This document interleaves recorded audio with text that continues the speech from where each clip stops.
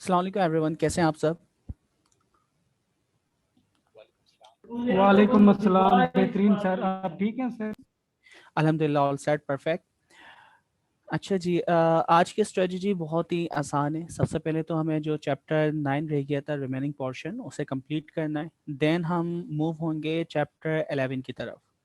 तो कुछ आपने चैप्टर 9 की जो चीज़ हमने पढ़ी थी उसे इम्प्लीमेंट करने की कोशिश की, क्योंकि टोटली आपका ना प्रैक्टिकल बेस था, वो जो आपको एक्सपेरिमेंट करके बता रहा है कि आप अपनी कॉस्ट को किस तरह सेव कर सकते हैं।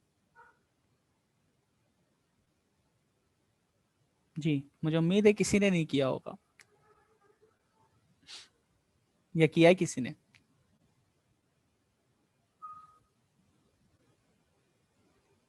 सबको मेरी आवाज़ आ रही है? हेलो? जी सर, आ रही है आवाज़, ठीक है। इतनी खामोशी हो जाती है, ऐसा लगता है कि डिस्कनेक्ट हो गया हूँ मैं। चले, गुड। प्रैक्टिस कर लिएगा, मोस्ट इम्पोर्टेंट है।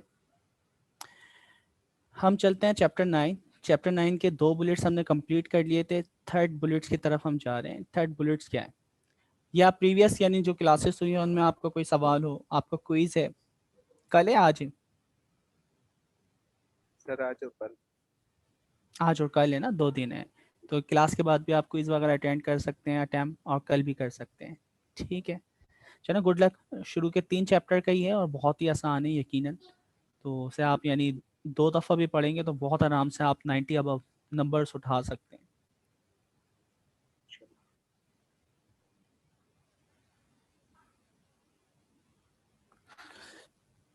अच्छा, अब हम आज की क्लास में देखेंगे कि हमारे पास स्टोरेज की कौन कौन सी टेक्निक हैं जो हम अमेज़ोन के साथ इस्तेमाल कर सकते हैं।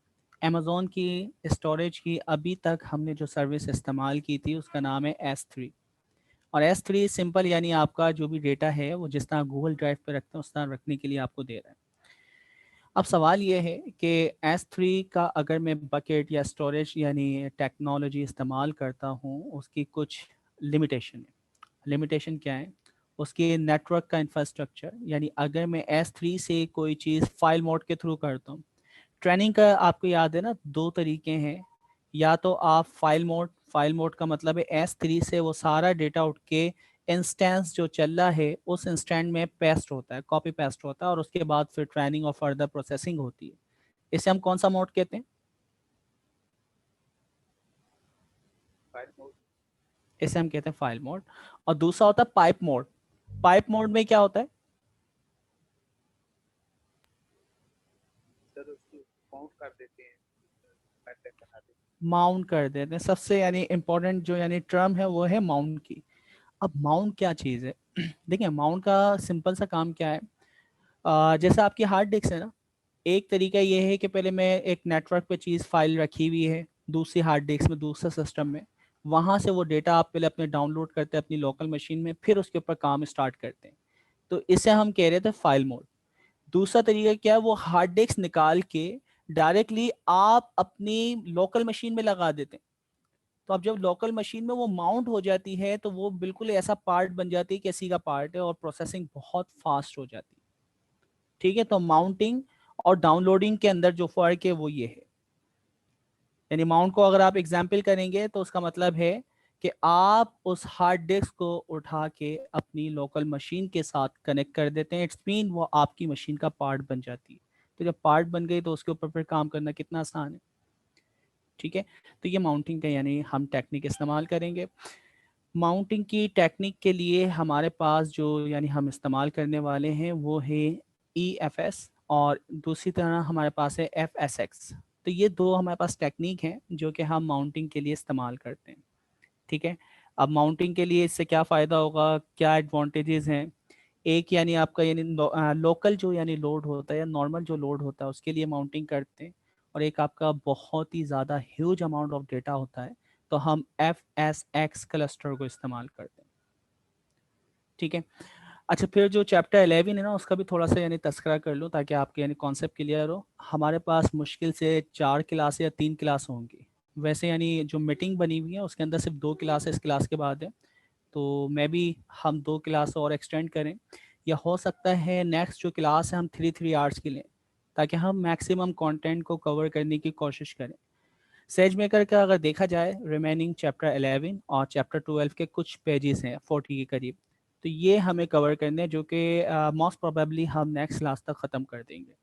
उसके बाद फिर कंप्यूटर विजन है, और कंप्यूटर विजन के अंदर पूरी यानी वो बुक है, तो उसमें से जो इम्पोर्टेंट चीज़ें होंगी वो हम कवर करने की कोशिश करेंगे। ठीक है। अच्छा, कम अज़ कम ना आप सबको येलो, YOLO, येलो का जो आर्किटेक्चर है ना, उसके बारे में पता होना चाहिए कि उसमें यानी स्लाइडिंग क्या होती है, बॉक्सिंग क्या होती है, ऑब्जेक्ट को किस तरह डिटेक्ट करते हैं, इंटरसेक्शन ओवर यूनियन क्या होती है। तो अभी से आप ना ये येलो को स्टडी करना स्टार्ट कर दें, ताकि हम उसके ऊपर डिस्कशन कर सकें। ठीक है, चलें अब आ जाते हैं वापसी चैप्टर 9 पे। आप लोग का इसमें कोई यानी कंसर्न, कोई सवाल? सर ये सेज मेकर के जो बाकी क्विज है वो बाकी सब चैप्टर में से एक ही क्विज अब बनेगा? नहीं, इसके बाद चैप्टर 4 से चैप्टर 6 तक है, उसका शायद क्विज है। फिर चैप्टर 6 से चैप्टर 9 के दरमियान का कोई क्विज है। तो मैं देख लेता हूँ, क्विज की पूरी डिटेल ले लेता हूँ कि रिमेनिंग जो क्विज हैं वो कौन कौन से। ठीक है, तो इसी तरह 2 वीक पहले हम अनाउंस करेंगे, तो पूरे कंटेंट चैप्टर वाइज एक एक डिटेल उसमें मौजूद होगी कि आपको प्रिपरेशन कहाँ से करनी है। सर आज इवेंट है, आप में इसमें पार्टिसिपेट कर रहे हैं? 3 बजे यार, तो मेरे ख्याल में। यार वो है तो, लेकिन अभी हम इस क्लास को लेने के बाद फिर मैं उसको ज्वाइन करूँगा 4 बजे तक।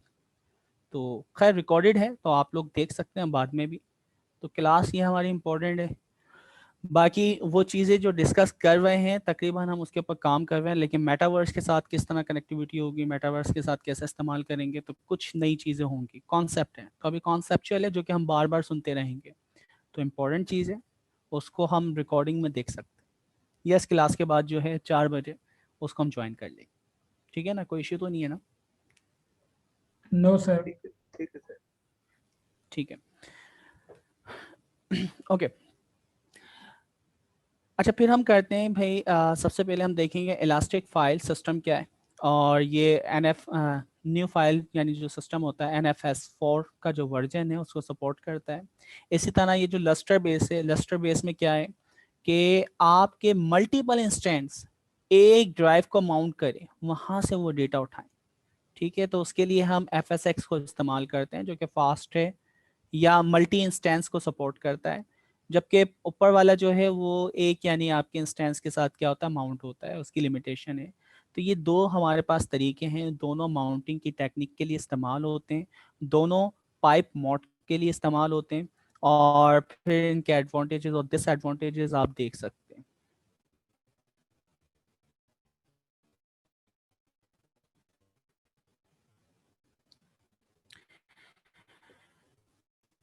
ओके, तो सबसे पहले हम देखते हैं EFS। ठीक है, न्यू फाइल सिस्टम जो है उसको सपोर्ट करता है। आ जाता है इंस्टेंस ऑफ यानी EC2 का जो इंस्टेंस होते हैं ना, उसके साथ हम सेज मेकर के साथ इसको क्या करते हैं, अटैच करते हैं। अटैच का मतलब है वही माउंटिंग वाला जो कॉन्सेप्ट है, वही वाली बात हो रही है। ठीक है, तो उसके साथ क्या कर देंगे, EC2 इंस्टेंस के साथ अटैच कर देंगे। इसका पर्पस क्या है, डेटा शेयर करना। ठीक है, डेटा शेयर क्या है, ड्यूरिंग ट्रेनिंग जो आपका इनपुट और आउटपुट जो भी आपकी यानी लर्निंग होगी, वो डेटा कहाँ पे मौजूद होता है, वो शेयर डेटा, यानी हम या तो उसको पहले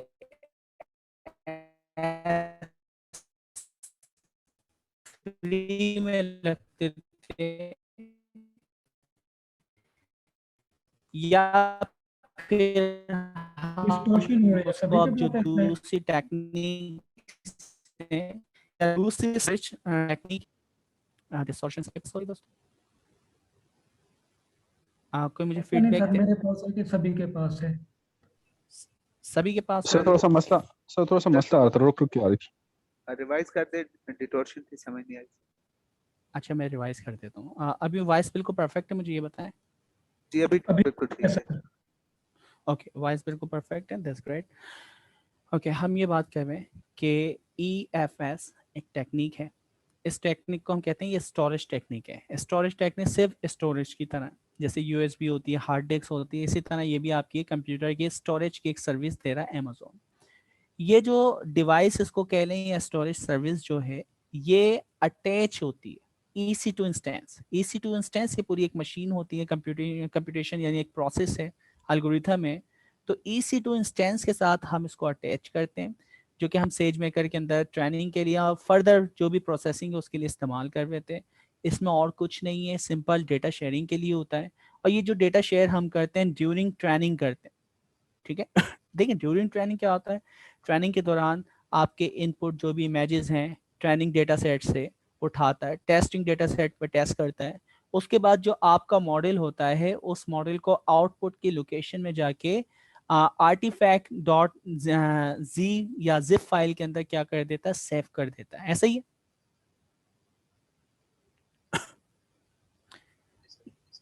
ओके तो बस इसका यानी स्टोरेज का काम है, जो कि ड्यूरिंग ट्रेनिंग इनपुट और आउटपुट के तौर पे हम इस्तेमाल करते हैं। जॉब ट्रेनिंग जब हो रही होती है उस वक्त हम इसको इस्तेमाल करते हैं, ठीक है। अच्छा अब इससे देखें फ़ायदे क्या हैं। इससे फ़ायदे ये हैं, पहला वाला हमने देखे प्रोसेस देखा था कि उस साइकिल में क्या होता था, फाइल मोड के अंदर आप S3 से सारा का सारा डेटा उठा के मूव करते थे किसके अंदर, सबसे पहले अपनी इंस्टेंस मशीन। तो जब भी वो कंटेनर या इंस्टेंस चलेगा तो पहले तो वो डेटा क्या होगा, मूव होगा, कॉपी पेस्ट होगा, और उसके बाद जो फर्दर प्रोसेसिंग वगैरह होती है वो काम बाद में होता है। तो ये स्टैंडर्ड हमारा यानी तरीका था S3, यानी आप क्या करते थे, डाउनलोड करते थे और उसके बाद उसके ऊपर मूव करने के बाद उसके ऊपर आप प्रोसेसिंग करते हैं। इसके अंदर फाइल को एक्सेस करना देखें स्लो क्यों हुआ, क्योंकि डाउनलोडिंग का टाइम एक कंज्यूम होता, वो हर दफ़ा यानी अप्लाई होगा, ठीक है। अच्छा तो ये मसला था। अब हम, और ये काम क्या था, यानी आपका स्लो था। और क्या हो रहा है इसके अंदर देखते हैं हम। इनेबल लाइफ साइकिल पॉलिसी है ऑटोमेटिकली मूव फाइल। इससे फ़ायदा क्या हुआ कि आपकी जो फाइल है आप अटैच कर देंगे, माउंट कर देंगे, तो माउंट कर दिया तो इसका मतलब है उसी यानी लोकल मशीन के अंदर वो सारा काम आ गया। इससे फ़ायदा क्या हुआ कि आप जो फाइलें बार बार यूज़ करते हैं, इनफ्रिक्वेंट या फ्रिक्वेंटली आप यूज़ करते हैं, तो फ्रिक्वेंट वाली वहीं रहती है, और जो इनफ्रिक्वेंट होती हैं वो खुद ब खुद उनको उठा के आपकी EFS सिस्टम से उठा के S3 के अंदर मूव भी कर देता है। तो ये भी एक फ़ायदा है कि आप जिन चीज़ों को इस्तेमाल नहीं करते उनको उठा के वो S3 के बकेट में रख देता है, और जो मोस्ट फ्रिक्वेंट इस्तेमाल हो रही होती हैं चाहे वो ट्रेनिंग के दरमियान या किसी और प्रोसेस के दरमियान, उनको वो उसी इंस्टेंस के अंदर रखता है। इससे फ़ायदा क्या हो रहा है, मूव करने वाला तो वही आपको पता है स्लो है, लेकिन क्या है आपका कॉस्ट इफेक्टिव हो जाएगा, क्योंकि NFS जो सर्विस है इसके जो कॉस्ट है वो S3 के मुकाबले में थोड़ी सी ज़्यादा है। हमारे पास NFS या EFS को इस्तेमाल करने के दो यानी मेथड हैं, और वो दो मेथड का देखें पर्पस क्या है।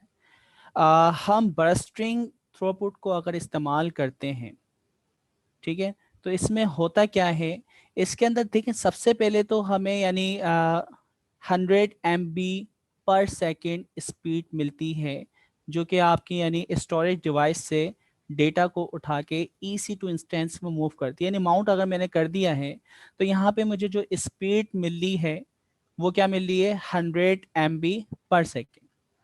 और यही स्पीड अगर आप देखेंगे किसके अंदर, S3 के अंदर, वहाँ पे ये स्पीड क्या होगी, कम होगी, ठीक है। और जैसे जैसे आप TB बढ़ाते हैं, नंबर ऑफ TB की स्टोरेज यानी परचेस करते हैं या आपकी यूटिलाइजेशन ज़्यादा होती है, तो आपकी स्पीड जो है हर इंस्टेंस के लिए 100 MB क्या होगी, फास्ट होती जाएगी, बढ़ती जाएगी। तो हमारे पास पहला तरीका है बर्स्टिंग थ्रूपुट। ये सिंपल आपको पैरामीटर में पास करना पड़ता है। इसके अंदर क्या है, नेटवर्क की एक पर्टिकुलर स्पीड है और वो स्पीड कितनी है, 100 MB पर सेकेंड, ठीक है ना। आपके हार्ड डिस्क से कोई डेटा उठा के मैं EC2 इंस्टेंस के अंदर रखूंगा, तो यहाँ पे जो कॉपी पेस्ट होने का टाइम है वो क्या है आपके पास, 100 MB पर सेकेंड, ठीक है। क्योंकि आपके मुख्तलिफ रीजन्स के अंदर ये इंस्टेंस रखे होंगे, फाइल रखी होगी, आपका EC2 इंस्टेंस कहीं और चल रहा है, तो क्योंकि आपकी ये हार्ड ड्राइव माउंट होगी या कनेक्ट होगी इंस्टेंस के साथ, अब वो डेटा, क्योंकि फाइल मोड पे अगर आप काम करेंगे तो फाइल मोड पे आपके इस स्टोरेज से EC2 के अंदर क्या होगी, मूव होगी।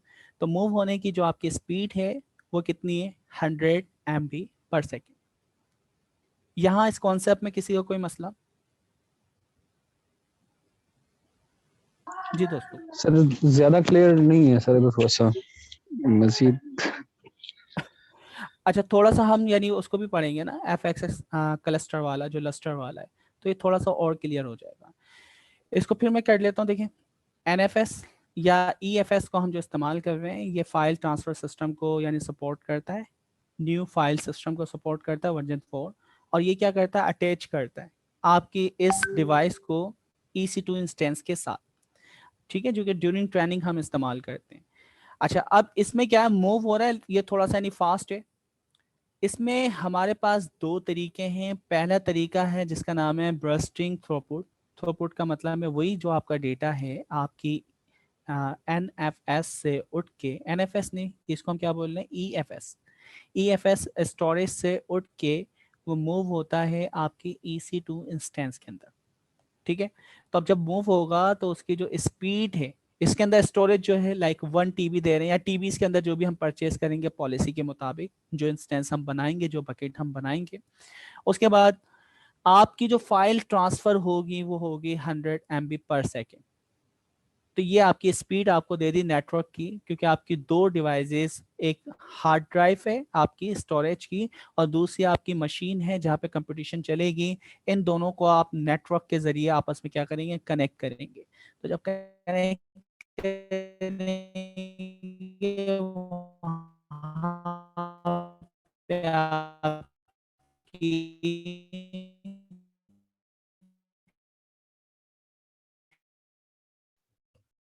आवाज नहीं आ रही सर, डिस्टॉर्शन।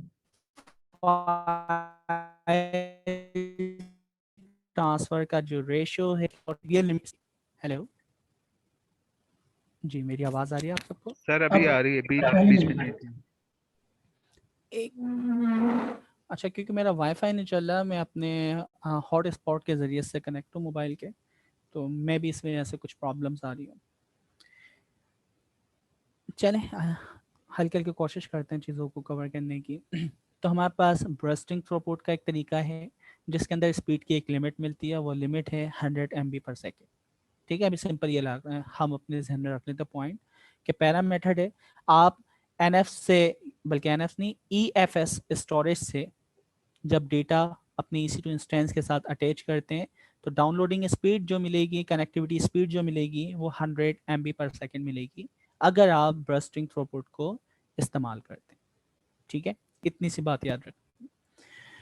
फिर है प्रोविजंस थ्रूपुट। सर अगर 5 GB का डेटा, जी जी, फिर उसको 100 MB से डिवाइड करें। अगर 5 GB का डेटा है तो फिर ये अच्छा ठीक हो। जी ठीक है, तो 100 MB आप इस सिंपल कर लें। 1000 का मतलब क्या हो गया, तो 1 सेकेंड के अंदर 100 MB जा रही है, 10 सेकेंड के अंदर 1 GB जा रही है, और इसका मतलब है आपका 5 GB है, तो मल्टीप्लाई बाय 5 कर दें, तो कितने, 50 सेकेंड, 5 ठीक है।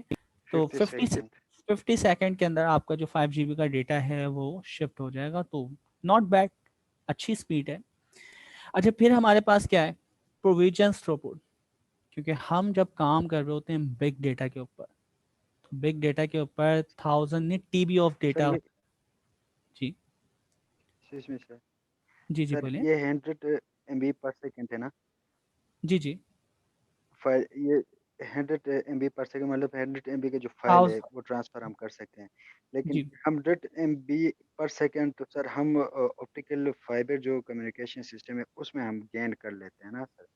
तो अगर हमारा इंफ्रास्ट्रक्चर अगर इस तरह ना हो जिस तरह हम पाकिस्तान में हम PTCL का यूज़ करते हैं, तो इसमें तो फिर बहुत बड़ा मसला हो जाएगा सर।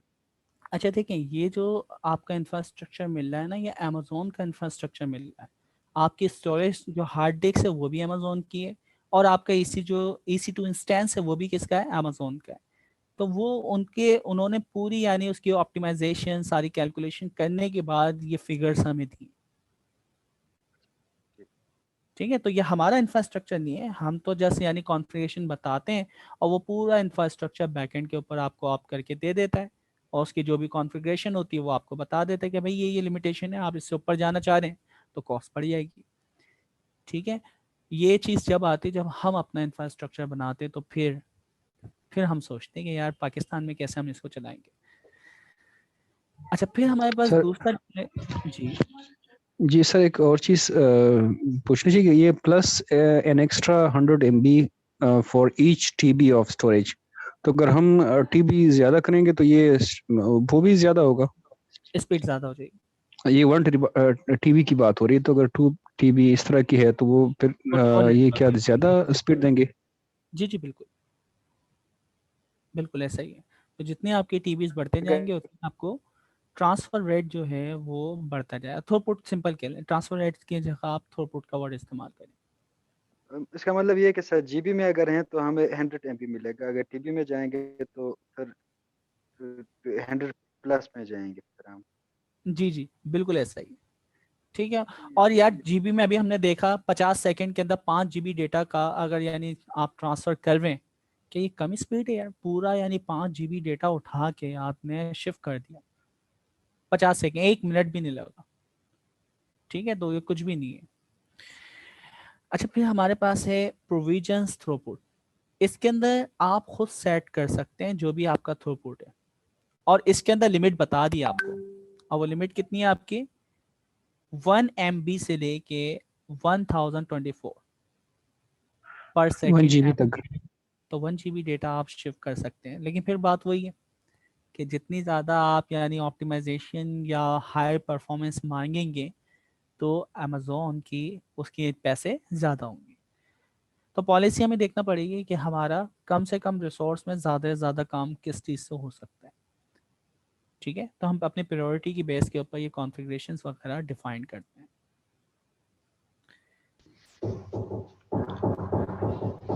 अच्छा, अब ये मैक्स वाला जो है ना, काइंडली माइक को म्यूट कर लीजिएगा प्लीज़, थैंक यू। अच्छा, मैं किसी और को भी हॉस्ट बना दूँ? रऊफ, आपने हमें ज्वाइन कर लिया? जी, मैं आपको जी हॉस्ट, कासिम भाई कर लीजिए। Thank you. खुदा न खास्ता मैं अगर डिस्कनेक्ट हो जाऊँ तो फिर आप देख लेंगे। ठीक है। अच्छा, अब हमने देखा कि भाई प्रोविजंस, और दूसरा हमारे पास पहला था बर्स्टिंग थ्रूपुट। ये दो तरीके हैं जिसके ज़रिए आप हमारे पास EFS जो सर्विस है स्टोरेज, उसके ज़रिए EC2 इंस्टेंस को कनेक्ट कर सकते हैं। पहले वाले में 100 MB पर TB आपको मिलती है, जो कि आपका थ्रूपुट रेट है, यानी आपका डेटा शिफ्ट हो सकता है स्टोरेज से आपकी EC2 इंस्टेंस के अंदर। दूसरा फिर हमारे पास था प्रोविजंस। प्रोविजंस में आप 1 MB से 1024 यानी 1 GB तक की स्पीड खुद कॉन्फ़िगर कर सकते हैं। ठीक है, तो अब ये आपके ऊपर है कि आप कौन सी यानी मेथड को इस्तेमाल करेंगे शिफ्ट करने के लिए या थ्रूपुट के लिए। अच्छा, अब देखें जनरल पर्पस हम नॉर्मली जो काम है ना हमारा बर्स्टिंग थ्रूपुट से हो जाता है नॉर्मल, लेकिन अगर आप यानी मैक्स लिमिट चाह रहे हैं 1 GB तक की, तो फिर हमें किसकी तरफ मूव होना चाहिए? प्रोविजंस की तरफ। तो सिंपल ये आपको ये बता रहे हैं। सर अस्सलाम वालेकुम सर। वालेकुम अस्सलाम। सर छोटा सा क्वेश्चन है सर, ये EC2 इंस्टेंस तो सर हमारी उस जुपिटर की बुक में आता है ना, जुपिटर की नोटबुक में, तो थोड़ी सी क्लैरिफिकेशन चाहिए। EFS टू EC2 कनेक्ट हम क्या कर रहे हैं, किस चीज़ की स्पीड है कि वो डाटा कितनी देर में लेके आता है इस। ठीक है, बिल्कुल। EC2 का मतलब है, इसको आप कंप्लीट मशीन समझें। ठीक है, जब भी मैं EC2 का नाम ले रहा हूँ तो इलास्टिक कंप्यूटिंग कंटेनर जो है ये पूरी एक मशीन है जिसमें आपकी हार्ड डिस्क भी है, रैम भी है, ये सारी चीज़ें इसके अंदर मौजूद हैं। ठीक है, ये कंप्यूटिंग का आपका एक एल्गोरिथम या पूरी एक मशीन है। अच्छा, अब इसके अंदर EC2 इंस्टेंस के अंदर जब मैं डेटा उठाता था किसी भी जगह से, तो वो उठाते थे हम S3 से।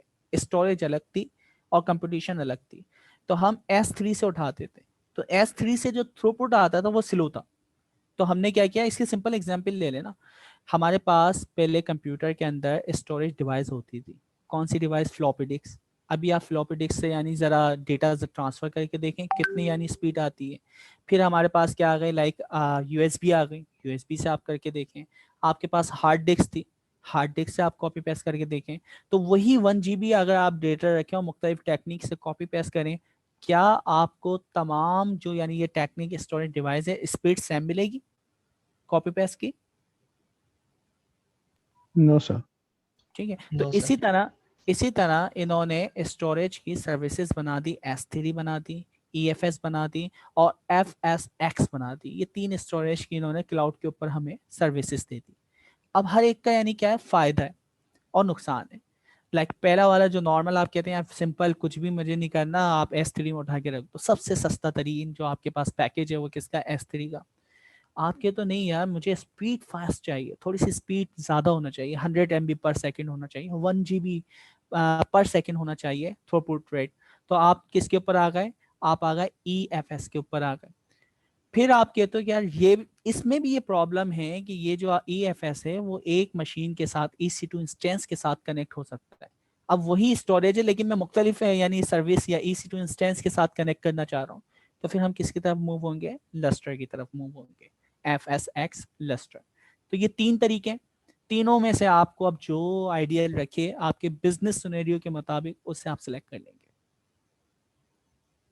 जी हमजा क्लियर है? जी सर क्लियर है, थैंक यू सर। माशा अल्लाह।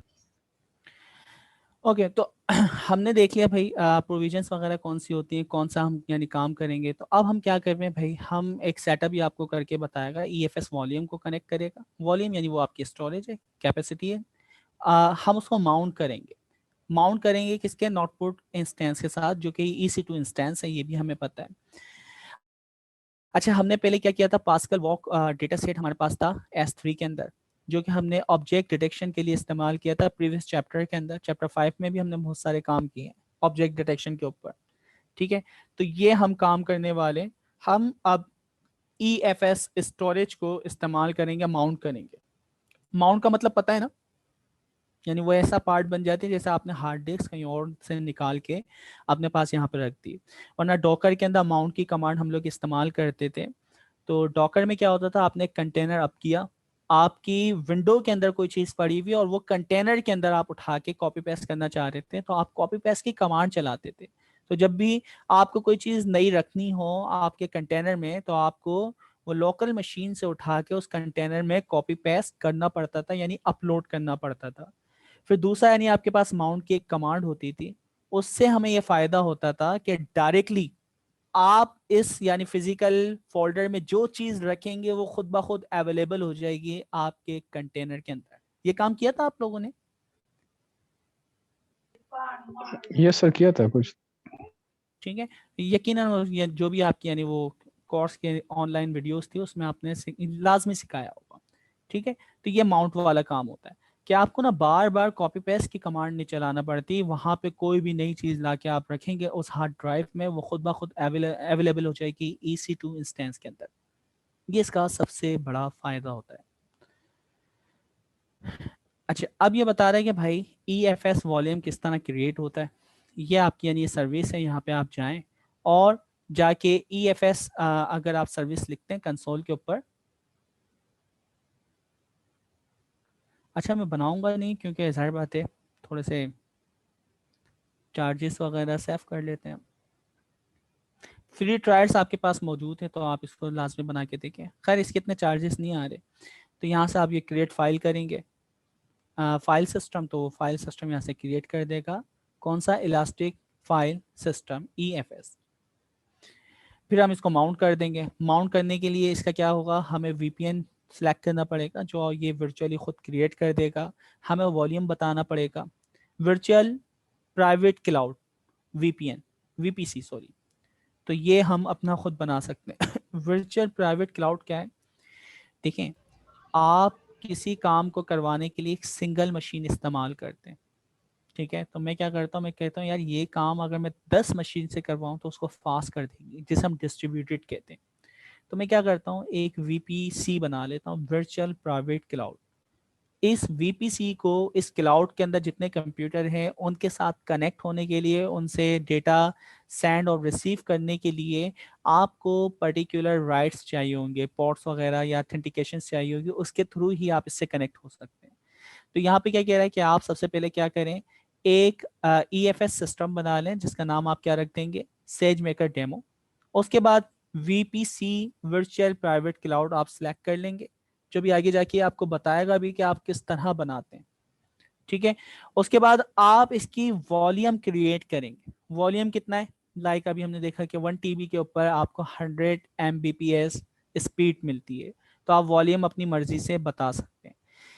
अच्छा जब सिंपल सी कॉन्फ़िगरेशन जब आप कर लेंगे क्रिएट करने के बाद, आपके पास ये मशीन की यानी आ जाएगी नेक्स्ट स्क्रीन। इसके अंदर आपको दिखा देगा कि आपने कौन सा EFS सिस्टम बनाया, उसका नाम क्या रखा है, ठीक है, उसकी क्या क्या कॉन्फ़िगरेशन है।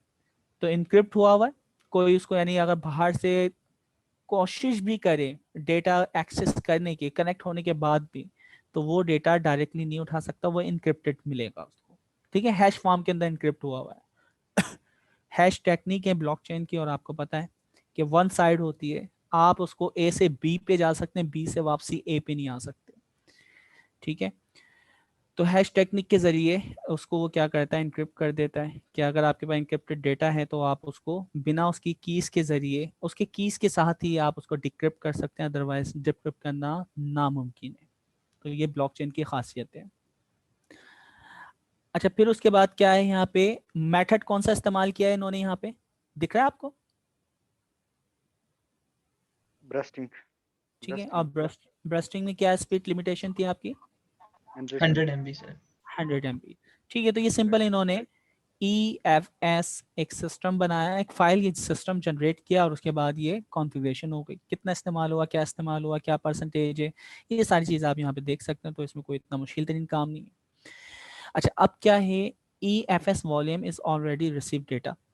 तो इसके अंदर हम कैसे करेंगे, we are going to create a new notebook. आप एक नोटबुक बनाएंगे और वहाँ जाके आपको माउंट करना पड़ेगा, ठीक है। तो हमारे पास यहाँ पे S3 से हमने वो डेटा इसके अंदर क्या कर दिया, शिफ्ट कर दिया, या फिर इसके अंदर वो डेटा हम कंसीडर करते हैं कि पहले से मौजूद है, VOC वाला डेटा, ठीक है, जो कि ऑब्जेक्ट डिटेक्शन वगैरह के लिए हमने प्रीवियस एक्सरसाइज में इस्तेमाल किया था। उसके बाद हम इसको माउंट करेंगे अपने नोटबुक के साथ, EFS फाइल सिस्टम को हम कनेक्ट कर देंगे, या माउंट कर देंगे, माउंट का वर्ड सबसे बेहतर है, हम माउंट कर देंगे अपनी नोटबुक इंस्टेंस के साथ। और उसके बाद हम क्या करेंगे, copy the pascal VOC data set, फिर हम कॉपी पेस्ट करेंगे, क्योंकि हमने चीज़ पढ़ी है कि आपका वो डेटा कॉपी पेस्ट होगा। अच्छा, अब ये जो EFS वॉल्यूम लाइफ इनसाइट किस में मौजूद है, ये VPC क्या था, अभी थोड़ी देर फ्यूचर पहले। Private cloud. Private cloud.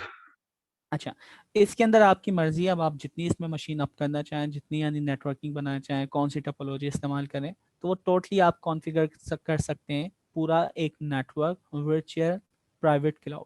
उसकी सिक्योरिटी ग्रुप पॉलिसीज़ वगैरह हैं, तो वो पॉलिसीज़ वगैरह आप डिफाइन कर सकते हैं, जो कि NFS ट्रैफिक वगैरह को, इनबाउंड आउटबाउंड क्या होता है। तो इस वक्त हम सिर्फ इनबाउंड को ज़्यादा फोकस करेंगे, आउटबाउंड जो यानी यहाँ से चीज़ें जाएंगी उसको हम इस वक्त नहीं रखेंगे। तो इनबाउंड को ये ज़्यादातर यहाँ पे क्या करेंगे, फोकस करेंगे इस चैप्टर के अंदर। तो सिक्योरिटी पॉलिसीज है, वो पॉलिसीज वगैरह भी आप यानी देख सकते हैं। VPC सिंपल आप लिखें और उसके बाद इसके बारे में आप पढ़ना स्टार्ट कर सकते हैं। और ये पूरा पूरा एक यानी अलग से टॉपिक है जिसके ऊपर आप बहुत सारी चीज़ें पढ़ सकते हैं, ठीक है। जिस तरह आपके पास S3 है, जिस तरह आपके पास और यानी सर्विसेज हैं, इसी तरह VPC एक पूरी सर्विस है जो कि virtual private cloud solution provide करते हैं ये लोग, अमेजोन वाले। और ये पूरी आप समझे नेटवर्किंग की फील्ड इसमें आप इम्प्लीमेंट कर सकते हैं। तो इसको आप छोटा नहीं समझिएगा। तो फिल वक्त इसने इतना सा वर्ड इस्तेमाल किया है, लेकिन ये पूरी एक अलग से फील्ड है जिसको आप स्टडी कर सकते हैं। अच्छा, फिर सवाल ये है कि आपका ये जो वॉल्यूम है ना, ये चलेगा VPC वर्चुअल प्राइवेट क्लाउड के अंदर, और इसके अंदर access by instances located in the same VPC। इसका मतलब है ये जो आपकी EFS फाइल सिस्टम है ना, ये हार्ड ड्राइव जो है, जो इस VPC में सिस्टम्स हैं, सिर्फ वो सिस्टम क्या कर सकते हैं, इसको एक्सेस कर सकते हैं, ठीक है। ये चीज़ क्लियर हो रही है, यानी बाहर से अगर दूसरा कोई कंप्यूटर आके इससे कनेक्ट होके डेटा निकालने की कोशिश करेगा तो वो नहीं निकाल सकता। ये सिर्फ कहाँ पे चलेगी, कहाँ पे यानी अवेलेबल होगी, आपके उस VPC इंस्टेंस के जितने कंप्यूटर हैं उनके लिए एक्सेसिबल होगी। अच्छा, ये आपकी ना सिक्योरिटी पॉलिसीज की जो हम बात कर रहे हैं ना, यहाँ से जाके आप इसको स्टडी कर सकते हैं। तो ये पहला लिंक है, आप इसको यहाँ जाके लाजमी इसको स्टडी करें, पढ़ना बहुत ज़रूरी है।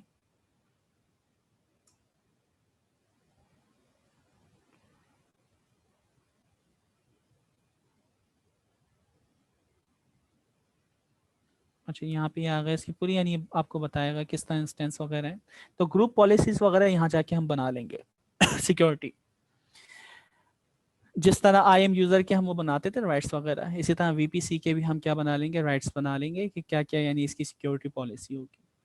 अच्छा सिक्योरिटी पॉलिसी में क्या होगा, हम एनएफएस इनबाउंड के ट्रैफिक को किस तरह हैंडल करेंगे, डिफॉल्ट सिक्योरिटी को हम इस्तेमाल करेंगे, और इसके अलावा copy it to a new security policy. ये पहले से अगर कोई पॉलिसी बनी हुई है आप उसको उठा के एडिट कर सकते हैं, तो ये भी पॉसिबल है। जैसे आई एम यूज़र बना हुआ है, मैं एक नया आई एम यूज़र बनाता हूँ और उसके प्रीवियस जो राइट्स हैं वो नए वाले को हम देना चाह रहे हैं तो वो हम दे सकते हैं।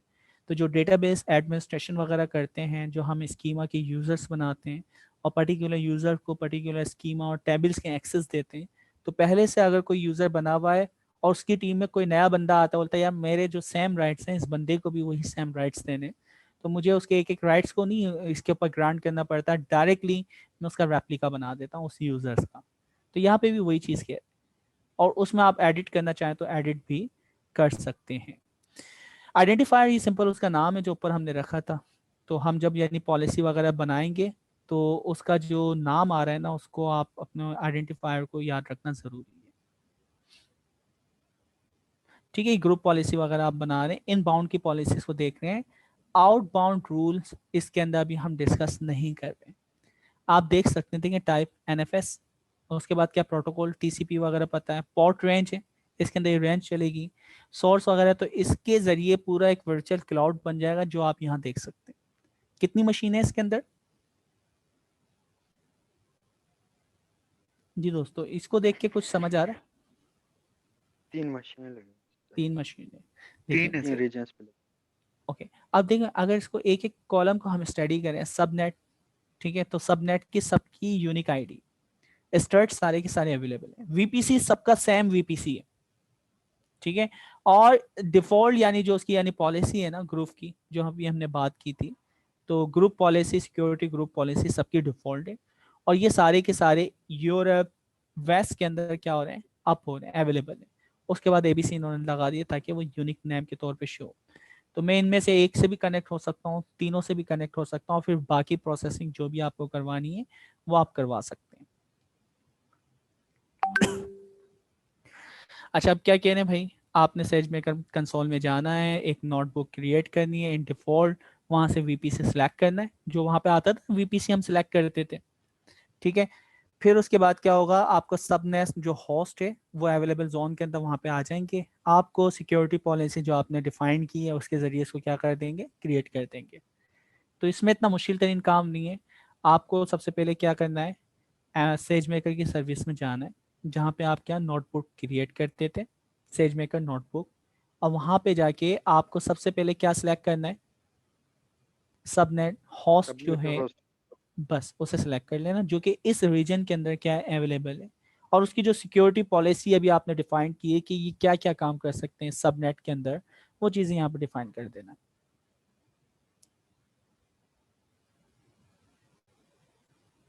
ये पर्टिकुलर आपका यानी सबनेट का यानी पार्ट वीपीसी है जो कि डिफॉल्ट आपका वीपीसी है, ये नाम है उसका, समझे, ठीक है। तो ये नाम आपको वहां से सिलेक्ट करना, और ये सिक्योरिटी पॉलिसी याद है नेटवर्क में हम करते थे।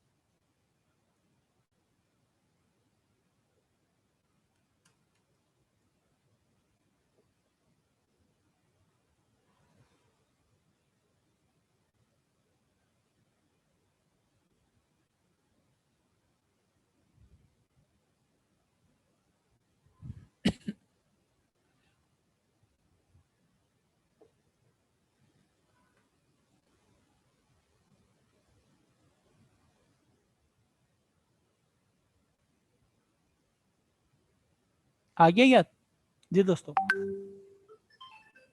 जी सर।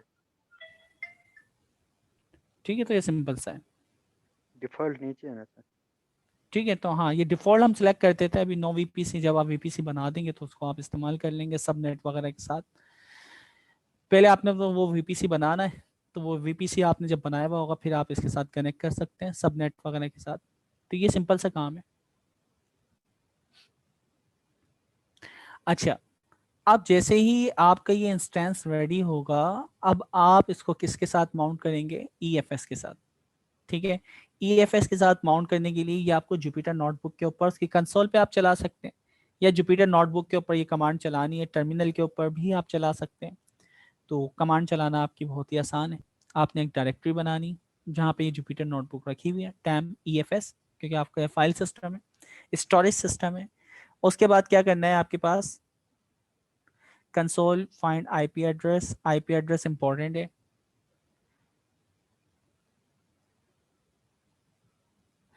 ये आपको ये IP एड्रेस वगैरह जो मिलेगा ये आपको प्रोवाइड होगा, क्योंकि आपने इंस्टेंस बना लिया ना। उसके बाद जब आप ये कमांड चलाएंगे नेटवर्क के अंदर, ये सारी की सारी चीज़ें IP एड्रेस के अगेंस्ट जितनी भी सब नेट यानी आपके पास मौजूद हैं वो शो हो जाएंगे। @5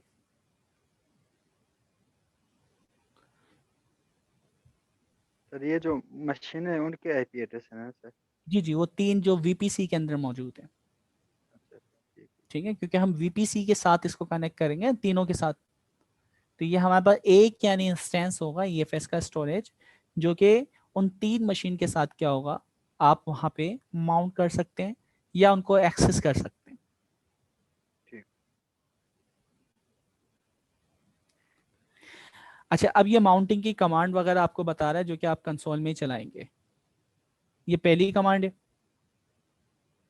ये दूसरी कमांड। तो इसको सिंपल, अभी आप कमांड को हम इतनी यानी डेप्थ में जाके नहीं कर रहे, लिनक्स से सिंपल कमांड है। आप चाहे तो एक एक यानी पैरामीटर को स्टडी कर सकते हैं कि माउंट की कमांड कैसे होती है, क्या क्या इसके अंदर पैरामीटर पास किए जाते हैं। तो माउंट को ज़रा आप डॉकर वाली जो कमांड आपने सीखी थी ना वो देख लेना। ठीक है, तो ये माउंटिंग वाली आपको कमांड बता रहा है कि भाई ये फाइल थी, आपने उसको इस IP एड्रेस के साथ क्या करना है, माउंट करना है। ठीक है, तो अब आप यहाँ पे जो भी चीज़ रखेंगे या वहाँ पे जो इस सेम फोल्डर के अंदर चीज़ें मौजूद होंगी वो डायरेक्टली अवेलेबल होंगी आपके EC2 इंस्टेंस या जुपिटर नोटबुक के इंस्टेंस के अंदर। ये अब आपकी यानी कॉपी वाली कमांड चलेगी। S3 के अंदर वो डेटा मौजूद था।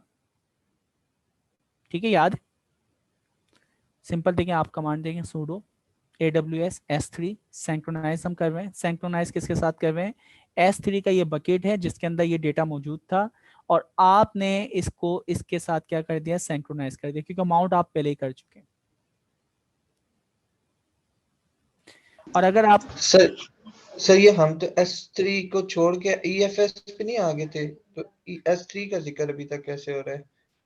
अच्छा नहीं देखें, अभी तो बाय डिफॉल्ट जो डेटा पड़ा हुआ था प्रीवियस हमने डाउनलोडिंग वगैरह की थी वो तो S3 पे पड़ी हुई है ना।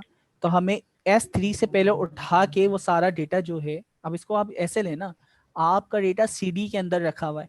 ठीक है, जो कि पुरानी S3 के टेक्निक कंसिडर कर लें।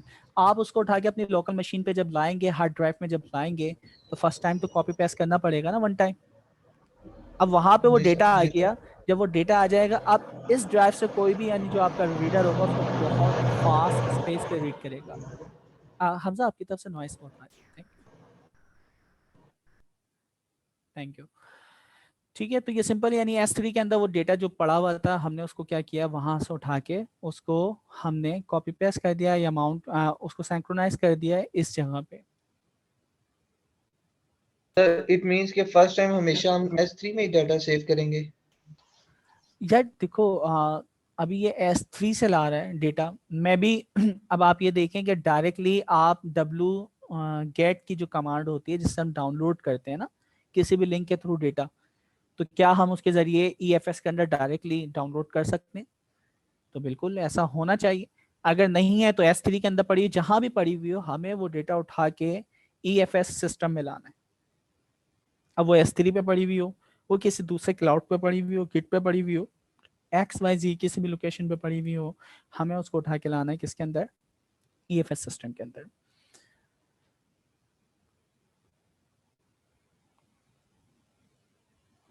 ये तो सिंपल है भाई, अनमाउंट की कमांड इसने बता दी। जब आप यानी इस्तेमाल नहीं कर रहे, सारी चीज़ आपने चला ली, ओके परफेक्ट फॉर्म में, टेस्टिंग हो गया, एक्सपेरिमेंट हो गया, अनमाउंट करना चाह रहे हैं, सर्विसेज को रोकना चाह रहे हैं, तो ये आप यानी उसको क्या कर देंगे, अनमाउंट कर देंगे।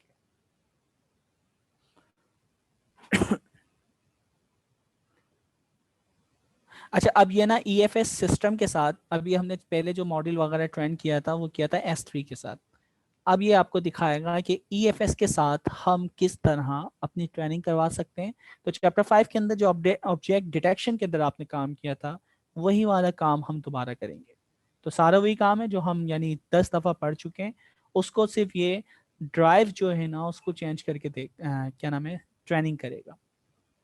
ठीक है, तो इसमें तो कोई मुश्किल काम नहीं होना चाहिए। हमारे पास देखें 2 तरीके हैं ना, मेथड है कि भाई किस तरह, यानी ब्रस्टिंग वाला मेथड है जिसमें लिमिटेशन आपको मिल रही है, स्पीड आपकी वैसे पुराने S3 से कई गुना ज़्यादा है, तो ये तरीका हम इस्तेमाल करेंगे। और कुछ यानी एस्टिमेटर के अंदर हमें चीज़ें पास करना पड़ेगी, दैन वो वर्क करेगी। अच्छा, इसमें भी क्या क्या चीज़ें, सबसे पहले आपका लोकेशन ऑफ इनपुट डेटा। पहले इनपुट डेटा की जो लोकेशन होती थी वो कहाँ होती थी, S3 में। अब हमारी जो लोकेशन है वो कहाँ पे, EFS के अंदर है। ठीक है, उसके बाद हमारे पास क्या है, फाइल सिस्टम इनपुट है, आइडेंटिफायर है जो कि EFS के लिए इस्तेमाल होता है, और अब इसको हम इस्तेमाल करने जा रहे हैं। सबसे पहले हमने फाइल सिस्टम को इंपोर्ट करवाया है, तो ये नई एक लाइब्रेरी है जो कि फाइल, क्योंकि हम पहले S3 इस्तेमाल कर रहे थे वो डिफ़ॉल्ट, लेकिन अब हम फाइल सिस्टम जो इस्तेमाल कर रहे हैं वो चेंज होगा। EFS हो सकता है, FSX यानी लस्टर वाला हो सकता है, तो हम मुख्तलिफ फाइल सिस्टम को इस्तेमाल कर सकते हैं। हमने कहा कि भाई ये जो फाइल सिस्टम है इसको आप EFS ट्रेनिंग का डेटा सेट बनाओ, उसमें क्या करो, फाइल सिस्टम इनपुट जो होगा उसमें कुछ चीज़ें हम पास कर रहे हैं, ये आपके पास उसकी यानी एक क्या है, यूनिक आईडी है जो कि ऊपर हमने गेट की थी, EFS जो आपकी डिवाइस थी। ठीक है, हमने फाइल सिस्टम का नाम बताया, उसके बाद हमने बताया कि ये जो इस फाइल सिस्टम के अंदर, इस पर्टिकुलर आईडी के अंदर जो VPC पे चल रहा है, वहाँ पे ट्रेनिंग डेटा यानी एक फोल्डर होगा इनपुट, और उसके अंदर ट्रेनिंग डेटा का फोल्डर है। तो सिंपल आपने ट्रेनिंग डेटा की लोकेशन बताई है और कुछ नहीं, वहाँ पे डायरेक्टली सिर्फ आप क्या बताते हैं, इनपुट की लोकेशन S3 के वैल्यू डाल के आगे बताते थे इस फोल्डर के अंदर है। यहाँ पे आपने फाइल सिस्टम भी बताया, उसकी आइडेंटिफिकेशन भी बताई, आइडेंटिफायर, और फिर फाइल सिस्टम स्पेसिफिक कर दिया EFS। यही काम ट्रेनिंग के लिए होगा, यही काम किसके लिए होगा, आपकी वैलिडेशन के लिए होगा, और यही काम अगर आप और फर्दर स्प्लिट करते तो आपका टेस्ट, ट्रेनिंग, वैलिडेट, ठीक है, और जितने यानी पार्ट होते हैं उसके अंदर आप कर सकते थे। तो इसमें कोई मुश्किल तो नहीं है ना, सिर्फ 2 चीज़ें तो एक्स्ट्रा पास की हमने, इंपोर्ट किया फाइल सिस्टम, आइडेंटिफायर। ठीक है, देखिए दोनों के लिए आइडेंटिफायर क्या है, सेम है, EFS सिस्टम है, दोनों के लिए सेम है, सिर्फ ट्रेनिंग और वैलिडेशन का जो पाथ है उसमें थोड़ा सा फर्क है, तो वो आपने फर्क यहाँ पे बता दिया कौन सी चीज कहाँ पे पड़ी। ओके, जिसमें मुश्किल है कोई? जी दोस्तों, क्लियर है सर। क्लियर है? ओके, फिर आपने वो चैनल में ये चीज़ आपको पास करना पड़ती है, आपने बता दिया ट्रेनिंग डेटा ये है, वैलिडेशन डेटा ये है, टेस्ट डेटा होता वो भी आप बता देते।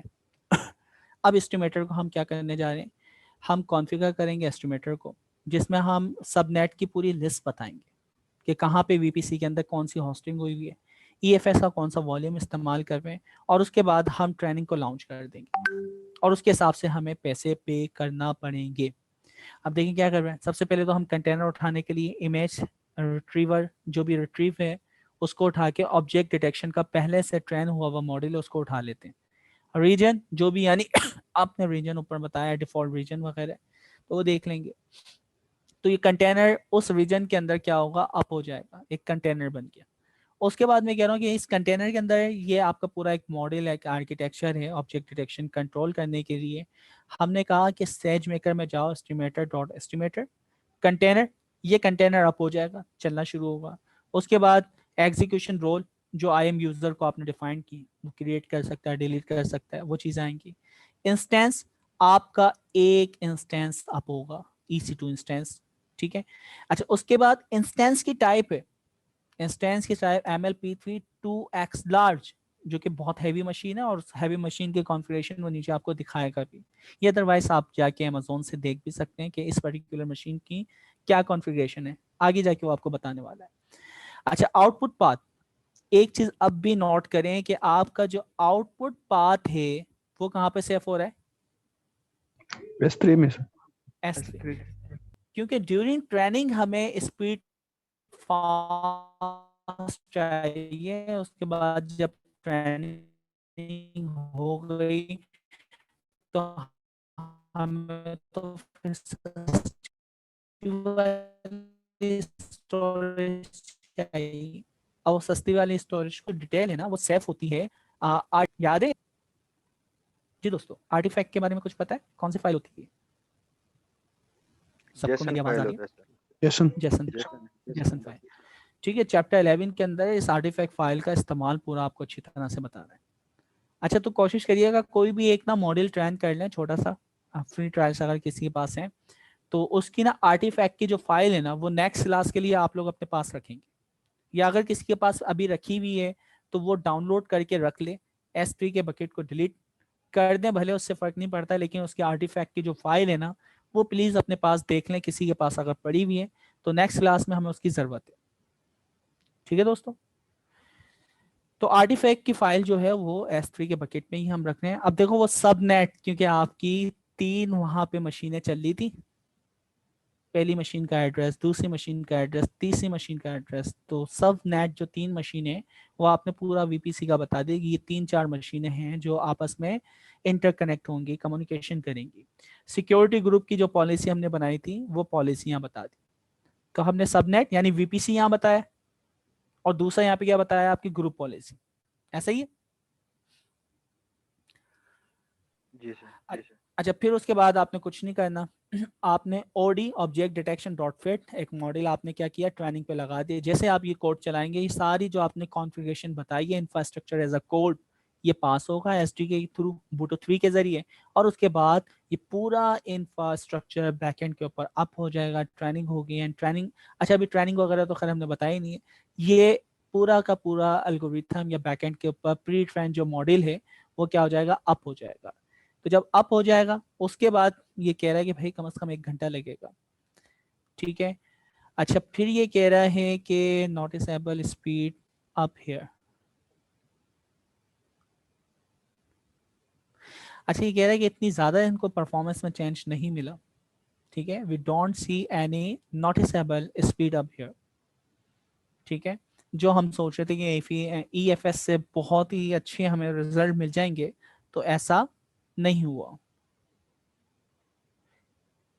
तो एक्सपेरिमेंट कर रहा है ना, ये एक्सपेरिमेंट करके बता रहा है कि भाई ये इसके फायदे हैं, सब नेट वगैरह चल रहा है, लेकिन सैम जो हमने सिंगल मशीन से चलाया था वही काम यहाँ पे हमें उसी पे मिला EFS के साथ भी, तो हमें इसकी ज़रूरत नहीं, तो आप इसको डिलीट कर दें।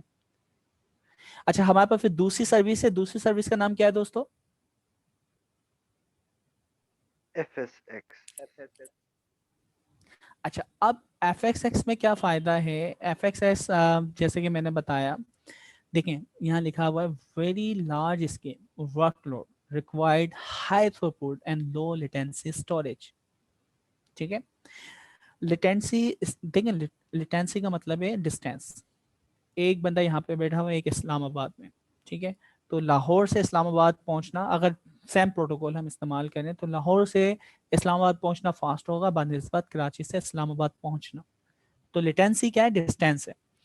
तो वही आपका डेटा है मुख्तलिफ रीजन पे रखा हुआ है। आपकी जो EFS या आपकी S3 का जो बकेट है वो बना हुआ है US के यानी रीजन के अंदर, और दूसरा जो आपका इंस्टेंस चल रहा है वो यूरोप के इंस्टेंस पे चल रहा है। तो डिस्टेंस लेटेंसी ज़्यादा है, लेटेंसी ज़्यादा होगी तो टाइम आपका लाजमी कंज्यूम होगा थ्रूपुट के अंदर। थ्रूपुट का मतलब क्या है, डेटा एक जगह से दूसरी जगह ट्रांसफर करना। ठीक है, तो अब ये प्रॉब्लम हमें फेस कर रहे हैं। अच्छा, तो अब हम क्या कर रहे हैं, ये कह रहा है कि very large scale workload required high throughput. जब आप क्या नाम है, कौन से डेटा पे काम करेंगे, बिग डेटा पे काम करेंगे, एब्सोल्युटली हमें किस चीज़ की ज़रूरत होगी, हमें बिग डेटा लेटेंसी की जो भी यानी ऑब्स्टेकल वगैरह हैं उनको सॉल्व करना होगा। तो कैसे सॉल्व करें, तो फिर हमें एक सर्विस दी है इन्होंने स्टोरेज की जिसका नाम क्या है, FSX लस्टर।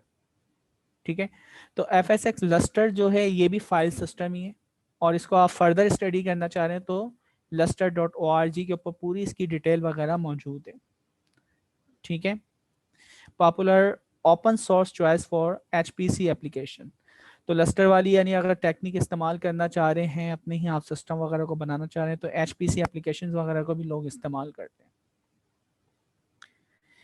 अच्छा, अब क्या कह रहा है, the smallest file system you can create, कम से कम भी आप बनाएंगे तो कितना यानी उसकी स्टोरेज होगी 1.2 TB। ठीक है, इस वजह से कह रहा है वेरी लार्ज। तो एक कम से कम भी फाइल सिस्टम इसका जो स्टार्ट हो रहा है 1.2 TB से स्टार्ट हो रहा है। इसका सबसे बड़ा फायदा क्या है, we can pick one of two deployment option for FSX system. अच्छा, मैंने अभी जैसे कहा था persistent और क्या है स्क्रैच, इसमें क्या हो रहा है लॉन्ग स्टोरेज और हाईली अवेबिलिटी, यानी मैं जो डेटा रखूंगा वो क्या होगा लॉन्ग टर्म में सेफ होगा। जैसे ऊपर वाले में क्या हो रहा था कि जो डेटा कम इस्तेमाल होता है वो उसको EFS से उठा के S3 के अंदर मूव कर देता था, ठीक है। अच्छा, यहाँ पे FSX के अंदर पहला जो आपको परसिस्टेंट मोड दे रहे हैं स्टोरेज का, इसका मतलब है आपका डेटा आपने आज डाला है 10 साल बाद भी उसी जगह पे मौजूद होगा, वो उस डेटा को मूव नहीं करेगा। हाई अवेबिलिटी, इसका मतलब है ये हर हाल में आपको यानी ये श्योरिटी दे रहे हैं कि आपका डेटा अवेलेबल होगा, जब भी आपका इंस्टेंस इससे डेटा मांगेगा तो वो अप रहेंगे उसके सर्वर। तो परसिस्टेंस, जाहिर बात है इस तरह की अगर आप सर्विस लेंगे क्या वो सस्ती होगी? जी दोस्तों, नो नहीं सर। सर, महंगी है। ठीक है, तो वो महंगी होगी क्योंकि आप कह रहे हैं भाई लॉन्ग टर्म के लिए भी चाहिए और हाईली अवेबिलिटी होना चाहिए। अच्छा, स्क्रैच मोड से क्या होता है, data is not replicated and वो not persist if a file server fail, ठीक है। In exchange we get high burst throughput making this good choice for short term job के लिए। यानी अगर आप यानी अब इसके अंदर वही चीज़ कहें कि सर्वर फेल हो जाता है तो persist नहीं होगा, persist का मतलब ना लॉन्ग टर्म है ना हाईली अवेलेबल है, ठीक है, तो ये चीज़ फेल हो जाएगी। नॉट रेप्लिकेटेड है तो रेप्लिकेटेड नहीं है। और दूसरा क्या है कि अगर आप शॉर्ट टर्म कोई मेमोरी चलाना चाह रहे हैं, जॉब चलाना चाह रहे हैं कि भाई मुझे यार ये 1 घंटे के लिए काम करना है, तो मैं परसिस्टेंस वाला क्यों लूँ, तो मैं फिर कौन सी यानी स्क्रैच वाली जो सर्विस है इसको इस्तेमाल करूंगा, ठीक है। तो परसिस्टेंट के अंदर दो यानी बेनिफिट मिल रहे हैं, लॉन्ग टर्म हाईली अवेबिलिटी। इसके अंदर क्या मिल रहा है, स्क्रैच में क्या मिल रहा है, शॉर्ट टर्म है और शॉर्ट टर्म जॉब के लिए बहुत अच्छा यानी तरीका है। लेकिन भाई सिर्फ ये फायदा नहीं है इसका, 1.2 TB का फायदा नहीं है, इसके अलावा और भी इसके फायदे। और क्या फायदे हैं मैं एक ड्राइव को मल्टीपल इंस्टेंस के साथ कनेक्ट कर सकता हूँ, मल्टीपल इंस्टेंस के साथ यूज कर सकता हूँ, ये सबसे ज्यादा इंपॉर्टेंट। अच्छा मुझे बताएं रिकॉर्डिंग चल रही है? यस सर, हो रही है। सर चल रही है। Okay, thank you. ठीक है, ये चीज़ हो गई। हमारे पास FX के अंदर दो सिस्टम होते हैं या दो मोड हैं। पहला मोड है कौन सा, परसिस्टेंस, और दूसरा क्या है स्क्रैच। परसिस्टेंस का मतलब है लॉन्ग अवेबिलिटी नहीं, हाईली अवेबिलिटी और लॉन्ग टर्म स्टोरेज, ठीक है। जबकि स्क्रैच के अंदर सारे वही फीचर्स हैं, लेकिन क्या होगा वो शॉर्ट टर्म के लिए होंगे। हाईली अवेबिलिटी और लॉन्ग टर्म स्टोरेज की वो आपसे वादा नहीं करता, कोई भी फेलियर होगा कोई भी कुछ होगा तो वो फिर जिम्मेदार नहीं है। अच्छा भाई, optionally file system can be backup, हम अपना बैकअप रख सकते हैं S3 के अंदर। ये खुद ब खुद यानी ऑटोमेटिकली आप यानी इसका एक वो बना सकते हैं रेप्लिका, भाई जो भी चीज़ है यहाँ पे 1 घंटे बाद, 1 दिन बाद या 1 महीने बाद इसका बैकअप बना के स्टोरेज कर दे S3 के बकेट के अंदर, ठीक है। या फिर आप उल्ट इसको क्या कर सकते हैं, देखें, optionally file system can be backup by an S3 bucket, तो आप S3 के बकेट के साथ भी बैकअप बना सकते हैं। Object will be automatically copied from S3 to FX, तो आपके S3 से FX के अंदर क्या हो जाएगा, कॉपी हो जाएगा when they are first access, ठीक है।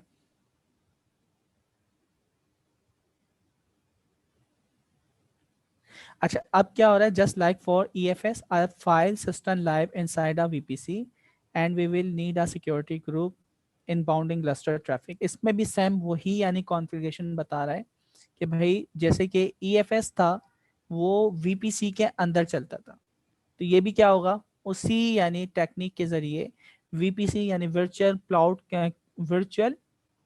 प्राइवेट क्लाउड के लिए अवेलेबल होगा।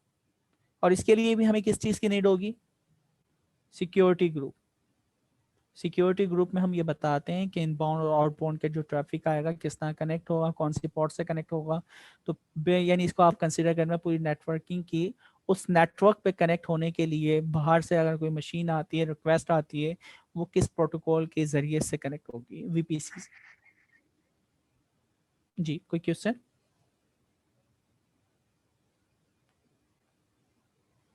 जी नहीं, या आगे चलें हम? ओके मूव होते हैं। हाँ सर जी सर। ये जो सर जी जी बोले।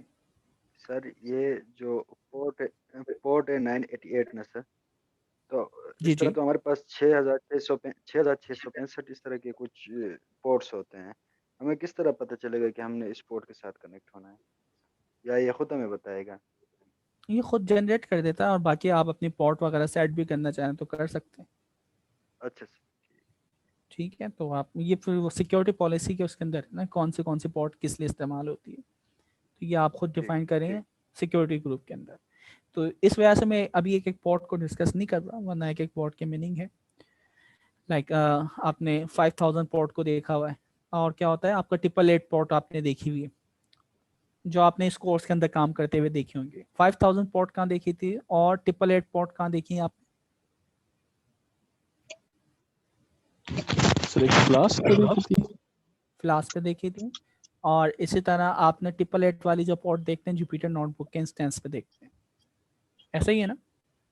जी सर, जब हम जुपिटर नोटबुक को आप इंस्टेंस अप करते हैं।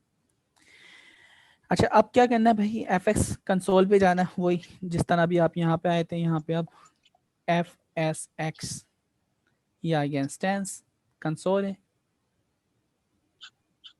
यूएस के ऊपर चल रहा है, तो आप यहाँ से यूरोप वाले को ओपन कर लें। तो यहीं से मैंने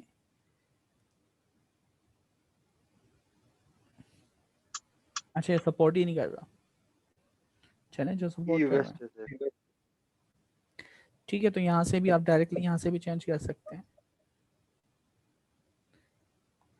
चलें जो भी अभी आ रहे हैं ये याद रखेंगे आप। कंसोल में जाना है, उसके बाद क्या करना है, आपने वही क्रिएट फाइल सिस्टम करना है, और उसके बाद वो क्रिएट हो जाएगा। तो सिंपल ये आ रहा है क्रिएट, और उसके बाद ये कॉन्फ़िगरेशन आपको खुद ही बता रहा है। तो सबसे पहले आपको क्या करना है, क्रिएट करना है, उसका नाम रख देंगे सेज मेकर डेमो। उसके बाद आपकी जो पॉलिसी थी, एक थे परसिस्टेंस और दूसरी क्या है, स्क्रैच डिप्लॉयमेंट। तो हमें कौन सी सिलेक्ट करनी है, स्क्रैच, क्योंकि हम लॉन्ग टर्म पे नहीं जा रहे, लॉन्ग टर्म सोल्यूशन नहीं बना रहे। अच्छा, उसके बाद वी सेट स्टोरेज कैपेसिटी, यानी मिनिमम भी जो है वो आप 1.2 से ही स्टार्ट करते हैं, तो 1.2 ही आप सिलेक्ट कर देंगे। उसके बाद क्या कह रहा है भाई, नेटवर्क सिक्योरिटी है, और नेटवर्क सिक्योरिटी के बाद जो रीजन है वो आपने कौन सा सिलेक्ट कर लेना है, EUS1। ठीक है, क्योंकि वहां पे आपने जो जनरेट किया होगा, अभी जैसे यूएस का आ रहा है ना, तो जो आपके पास अवेलेबल होगा वो नाम वहां पे आ रहे होंगे, उसको आप इस्तेमाल करेंगे। ठीक है, उसके बाद सबनेट का आपने डिफॉल्ट जो भी VPC है वो आपने असाइन करना है। उसके बाद सिक्योरिटी पॉलिसीज जो हैं आप उसको एडिट कर सकते हैं, या डिफॉल्ट सेलेक्ट करने के बाद आप आगे मूव हो सकते हैं। ठीक है, अच्छा फिर उसके बाद क्या है कि आपकी इंटीग्रेशन वगैरह जो बकेट्स वगैरह हैं, जो भी आपके हो सकते हैं, ये S3 के ऊपर बकेट है, उसको आप इसके साथ कनेक्ट करना चाह रहे हैं। ये बकेट है आपके पास जहाँ पे आपका S3 का डेटा रखा हुआ है। कोई कुछ कहना चाह रहा है?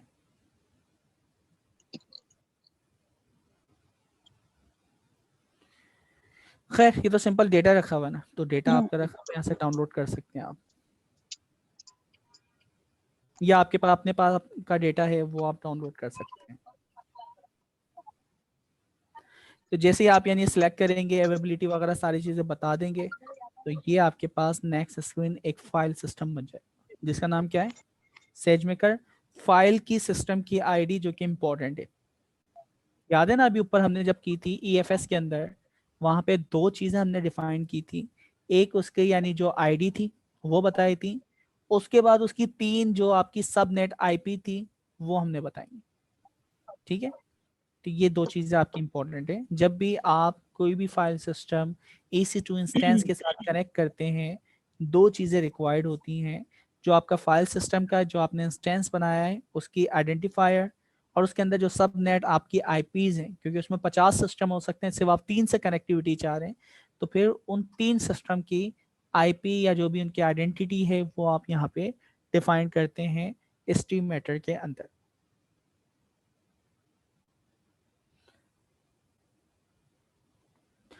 अच्छा, अब ये क्या काम कर रहे हैं, आपका ऑब्जेक्ट डिटेक्शन का मॉडल हम ट्रेन करेंगे FSX लस्टर के साथ, ठीक है। तो वही वाला काम है। अब इसमें जो आपने वो चैप्टर 5 में किया है वही सेम काम है। पहले में आपने S3 इस्तेमाल किया, दूसरे में आपने EFS इस्तेमाल किया है, थर्ड के अंदर आप FSX को इस्तेमाल कर रहे हैं। तो इसको भी वही सिमिलर है। क्या क्या चीज़ें देख लें भाई।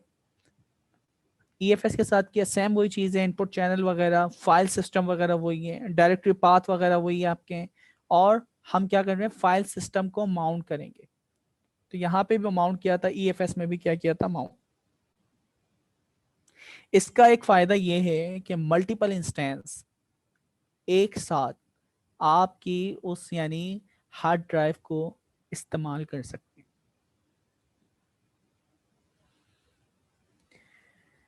फाइल सिस्टम, ये आपकी यानी फाइल सिस्टम आप डिफाइन कर रहे हैं। फाइल सिस्टम में वही चीजें, फाइल आइडेंटिफायर जो ऊपर आया था, यही आया C8, ठीक है। तो लास्ट में C8 आ रहा है। उसके बाद फाइल सिस्टम की टाइप बताइए, FSX लस्टर।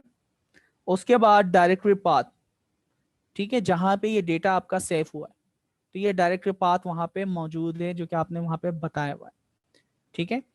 उसके बाद वैलिडेशन का आपने पहला वाला जो काम था ये आपने किया ट्रेनिंग के लिए, दूसरा वाला काम किसका होगा, वैलिडेशन के लिए। सेम वही चीज है, लस्टर की टाइप, उसकी पाथ कहाँ पे होगा, चैनल के अंदर ये दोनों चीजें आपको डिफाइन कर देनी है। वही दो चीजें भाई, आपको एक फाइल का नाम और दूसरा जो आपकी ग्रुप पॉलिसी है सिक्योरिटी, वो आपको देख लेना है। जो एस्टिमेटर में हम डिफाइन करेंगे उसको आप चेंज भी कर देंगे।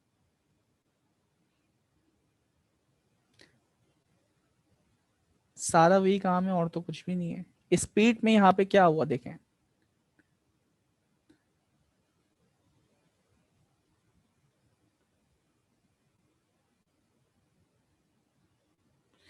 अच्छा जी, तो कोई इतना ज़्यादा इस पे काम नहीं पड़ा, फ़र्क नहीं पड़ा। उसकी वजह सिंपल ये है कि यार हम बहुत छोटे डेटा पे भी काम कर रहे हैं।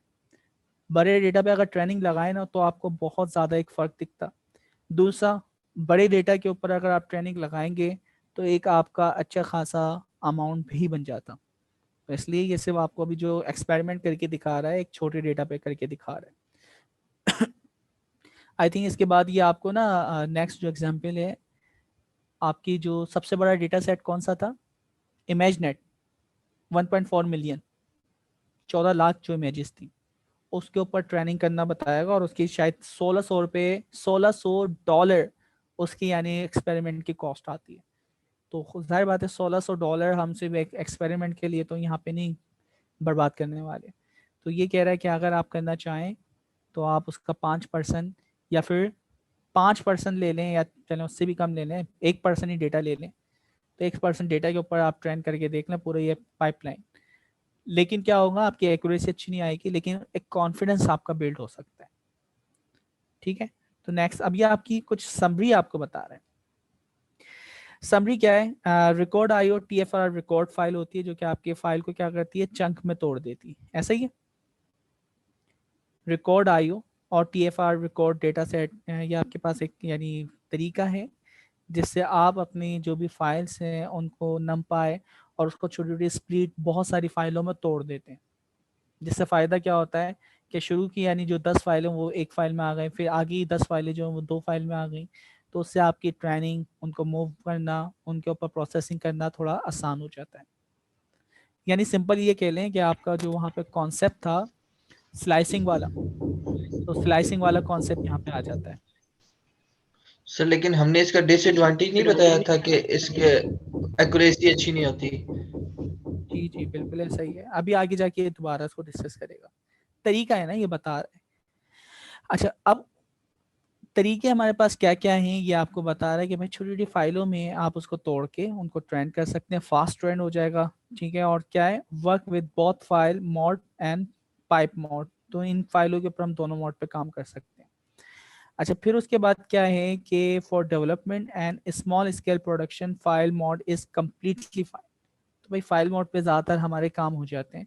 और जब आपको यानी बिग डेटा वगैरह पे यानी काम करना हो तो या तो आप EFS पे जाते हैं, या फिर दूसरी वाली जो सर्विस है वो कौन सी है, 100 ऑफ डेटा आपके पास हो तो FSX के ऊपर जाते हैं। और दोनों के ऊपर आप फाइल मोड और पाइप मोड इस्तेमाल कर सकते हैं, टोटली आपके ऊपर है। तो लार्ज डिस्ट्रीब्यूशन वर्कलोड है 10 और 1000 इंस्टेंस आपके चले। और क्या है, EFS is performance mode is worth trying. ठीक है, तो आपके पास पहली चीज आपने देख ली कि छोटा यानी वर्कलोड आ रहा है, कम काम है, फास्ट स्पीड चाह रहे हैं तो EFS को इस्तेमाल करें। आपके पास एक बड़ा वर्चुअल क्लाउड है और आपको स्पीड भी फास्ट चाहिए, क्योंकि आपने देखा 1 GB तक की स्पीड जो है आप डिफाइन कर सकते हैं FSX लस्टर के अंदर। तो ये इसका फ़ायदा। और दूसरा फ़ायदा मैं आपको क्या बता रहा हूँ कि मल्टीपल इंस्टेंस आपकी यानी उस फाइल को एट अ टाइम क्या कर सकते हैं, एक्सेस कर सकते हैं। तो इसलिए थोड़ा सा क्या हो जाती है, फास्ट हो जाती है, तो काफ़ी फास्ट स्पीड आपको मिलती है।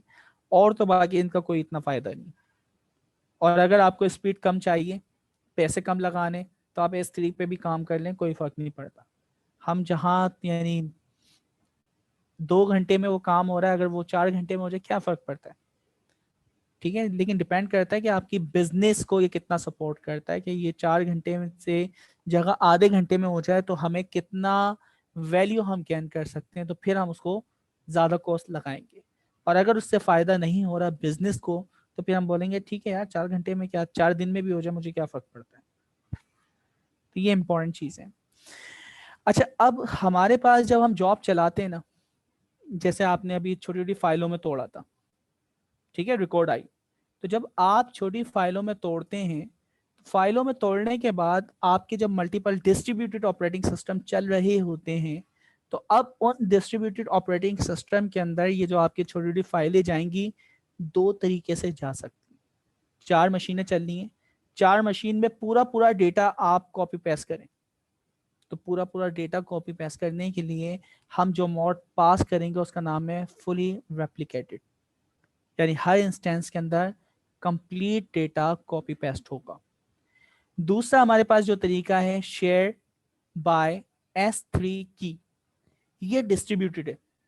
डिस्ट्रीब्यूटेड का मतलब क्या है कि मेरे पास अगर 1 GB का डेटा है और वो 10 फाइलों में तोड़ा है आपने, हर फाइल के अंदर अलग यूनिक डेटा होगा। यानी शुरू की 100 फाइलें, शुरू का जो 100 यानी आपका MBs का डेटा है वो पहली फाइल में, उसके यानी 101 से 200 तक का जो डेटा है वो आपकी दूसरी फाइल में होगा, 200 से 300 के दरमियान का जो डेटा है वो आपका किस में होगा, नेक्स्ट फाइल के अंदर। तो दोनों के अंदर फर्क समझ आ रहा है, फुली रेप्लिकेटेड और दूसरा क्या आपके पास शेयर्ड बाय S3। जी सर। सर फुली रेप्लिकेटेड का नहीं समझ आया कि उसमें यूनिक कैसे नहीं होगा, उसमें यूनिक उसी कैसे नहीं फाइल होगा। का उसी फाइल का रेप्लिका जनरेट करेगा ना, वही चीज उठा के उधर सेम वही, मतलब हम एक फोल्डर में एक पिक्चर है उसको कॉपी करते हैं दूसरे फोल्डर में, अब 2 पिक्चर हमारे पास बन जाते हैं, लेकिन दोनों सेम होंगे, पिक्सल सब कुछ बराबर होगा। सेम वही बात बता रहा I think sir. Same data होगा। इस एक मिनट इसमें देखो, हर इंस्टेंट पे हर मशीन पे एक एक कॉपी पड़ी होगी, ये समझ लो। एक काम करें ना, इस पैरा को जरा एक नजर पढ़ते हैं। ठीक है, distributed training let's you scale training job by running them on a cluster. अब वो जो क्लस्टर है वो CPU का भी हो सकता है, वो GPU का भी हो सकता है। तो हम अपनी ट्रेनिंग जॉब को स्केल कर रहे हैं, एक से ज़्यादा CPUs या आपकी मशीन्स को हम इस्तेमाल करना चाह रहे हैं। अब वो GPU बेस्ड इंस्टेंस हो सकते हैं या CPU बेस्ड हो सकते हैं। अच्छा, अब ये कह रहा है this may train either on a full data set, ठीक है, और on friction of data set. ठीक है, full data set complete, friction का मतलब है कुछ पार्ट उठा के आप उसके ऊपर ट्रेन करते हैं। अब ये कह रहा है depending on the distribution policy. अब वो जो डिस्ट्रीब्यूशन आपकी यानी क्या नाम है पॉलिसी है, हम कॉन्फ़िगर कर सकते हैं। क्या है, fully replicated distributed the full data set to the each instance. आगे फुल डेटा सेट हम ईच इंस्टेंस को क्या करेंगे, पास करेंगे। दूसरा क्या तरीका है, share by S3 distributed an equal number of input file to each instance. दोनों में फर्क समझ आया। जी सर। ठीक है, तो बस Yes, इसके sir. अंदर Yes, यही sir. ये मॉड का आपको बता रहा है। अब आपकी मर्जी है कहाँ इस्तेमाल करते हैं कहाँ नहीं करते हैं, ये डिपेंड करता है आपकी एप्लीकेशन क्या है। जी कोई कुछ कहना चाह रहा था? सर अगर हमारे पास एक से ज़्यादा इंस्टेंसेस हैं, मतलब 4 इंस्टेंसेस हैं, तो फुली रेप्लिकेटेड में हम उन चारों को ये सारा डेटा देंगे। जी बिल्कुल। और शेयर इसी में तरह क्या ये होगा? जी बिल्कुल ऐसा ही है। और शेयर में क्या होगा? शेयर भी 25-25% सबको देगा। जी सर, ठीक है, तकसीम तो करके फुली divide रेप्लिकेटेड का मतलब है करके 100% डेटा चारों इंस्टेंस को देगा, 100%। जबकि शेयर बाय S3 जो है उसके अंदर आपके 4 इंस्टेंस है, तो उसको वो इसमें तकसीम कर चंक देंगे। देंगे। कितना परसेंट? चंक देंगे, यानी 25-25%। अगर वो 5 होते तो कितना परसेंट में टूटता? 2020 में 20% बस। अब ये आपको यानी ये फिगर कैलकुलेट करना आ गई तो आपको कोई मुश्किल नहीं है। ठीक है, तो आपने जैसे डेटा को स्प्लिट किया हुआ है, वो आप स्प्लिट करने के लिए जो टेक्निक इस्तेमाल करते हैं रिकॉर्ड आईओ या फिर TFRR रिकॉर्ड को आप इस्तेमाल करते हैं डेटा को स्प्लिट करने के लिए। अच्छा, अब हम क्या करने वाले हैं? Distributed training for built in algorithm. इसमें क्या है? Distributed training is available for almost all built in algorithm, सबके लिए हमारे पास मौजूद है। Semantic segmentation and LDA are not क्या है, नोटेबल एक्सेप्शंस। अच्छा, अब इसमें क्या हो रहा है? Built in algorithm are implemented with the Apache MXNet। ये बड़ा इंपॉर्टेंट, आपके जो आप देख रहे हैं ना MXNet का जो वर्ड इस्तेमाल किया है, हमारे जितने एल्गोरिथम ट्रेन हो रहे हैं यहाँ पे AWS के ऊपर, इसके ऊपर बैकएंड के ऊपर जो सर्वर्स यानी टेक्निक को इस्तेमाल कर रहे हैं वो है MXNet। ठीक है, ये MXNet के जरिए ही, जो मैं आपको कह रहा था कौन सी फाइल थी जो आपको नेक्स्ट क्लास के लिए डाउनलोड करनी है, artifact.tr, जिसमें जैसन होता है। तो उस जैसन के जरिए मैं पूरे मॉडल को इसमें लोड कर सकता हूँ, तो वो MXNet के जरिए होती है। MXNet का ये फायदा है कि आपने अमेजोन के ऊपर ट्रेन किया या किसी भी आपने सर्वर पे उसको ट्रेन किया है, किसी भी मशीन पे आपने ट्रेन किया है, अगर वो MXNet आर्किटेक्चर के ऊपर मॉडल ट्रेन हुआ है, तो मैं उसको चाहूँ तो अमेजोन पे भी उसकी एंड पॉइंट API डिप्लॉय कर सकता हूँ। मैं चाहूँ तो उसको किसी दूसरे सर्वर पे दूसरी टेक्निक के ऊपर भी MXNet के जरिए पूरे मॉडल को डिप्लॉय कर सकता हूँ। तो यानी मैं सिर्फ SageMaker स्पेसिफिक नहीं होऊंगा। तो ये बड़ी इंपॉर्टेंट इसने नाम दिया है अपाची MXNet। इसको थोड़ा सा स्टडी हम करेंगे चैप्टर 11 के अंदर। तो ये बहुत इंपॉर्टेंट चीज़ है। नाम आया इसलिए इसको थोड़ा सा फोकस कर दिया कि जस्ट इसको आप ये नहीं समझें कि ये सर्वर का नाम है, बहुत ज़्यादा इंपॉर्टेंट है। अच्छा, हम क्या कर रहे हैं? बिल्ट इन एल्गोरिथम के साथ इनके इम्प्लीमेंटेशन करेंगे और अपाचे MXNet के जरिए ही इसको हम करेंगे। उसमें क्या होगा की वैल्यू स्टोर इसमें हम कर रहे हैं ट्रेनिंग इंस्टेंस की, कि भाई कौन सी चीज़ कहाँ पे है, जो कि आपके रिजल्ट वगैरह एक्सचेंज वगैरह के लिए इस्तेमाल होती हैं। तो सिंपल ये बता रहा है कि भाई यही वाला काम क्या आपका मॉडल पहले से ट्रेन हुआ हुआ इम्प्लीमेंट हुआ हुआ है, उसको लोड करना है, उसको ग्राफिकल विजुअलाइजेशन में दिखाना है, उससे प्रिडिक्शन करवानी है, तो MXNet अपाची को हम इस्तेमाल करते हैं। फ्रेमवर्क आपको पता है, हम जो फ्रेमवर्क इस्तेमाल करेंगे, आप चाहें तो पाइटॉर्च कर लें, टेंसरफ्लो कर लें, और उन सब के जो कोड हैं वो सारे के सारे गिटहब के ऊपर अवेलेबल हैं। तो जिस फ्रेमवर्क को आप यानी करना चाहें उसके ऊपर आप काम कर सकते हैं। फ्रेमवर्क, अच्छा, हर फ्रेमवर्क के कोड के अंदर चेंजिंग होगी, क्योंकि बैकएंड का फ्रेमवर्क जो है वो अपने मुताबिक कुछ पैरामीटर्स मांगता है। तो उन सब की इम्प्लीमेंटेशन ये मुख्तलिफ गिट की रेपोज इसने दी हुई है, वहाँ पे आप कर सकते हैं। टेंसरफ्लो पे कर सकते हैं, कैरिस पे कर सकते हैं, पाइटॉर्च पे कर सकते हैं।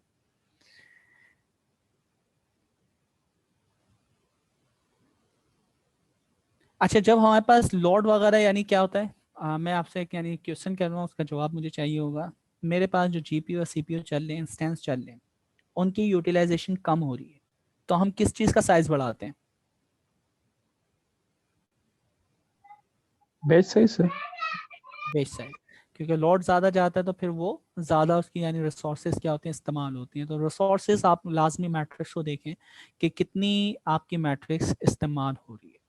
अच्छा, आप चाहे तो अपना कस्टम कंटेनर भी बना सकते हैं। पहले तरीका क्या था भाई, पहले से बिल्ट इन हुआ हुआ एल्गोरिथम था, पूरा पूरा टेंसरफ्लो किसी भी चीज़ पे आपने उसको उठाया और उसके ऊपर आपने अपने कोड वगैरह में चेंजिंग, क्योंकि इतनी ज़्यादा होती नहीं, आर्किटेक्चर सब कुछ बना हुआ है, उसको आप अप कर देते हैं।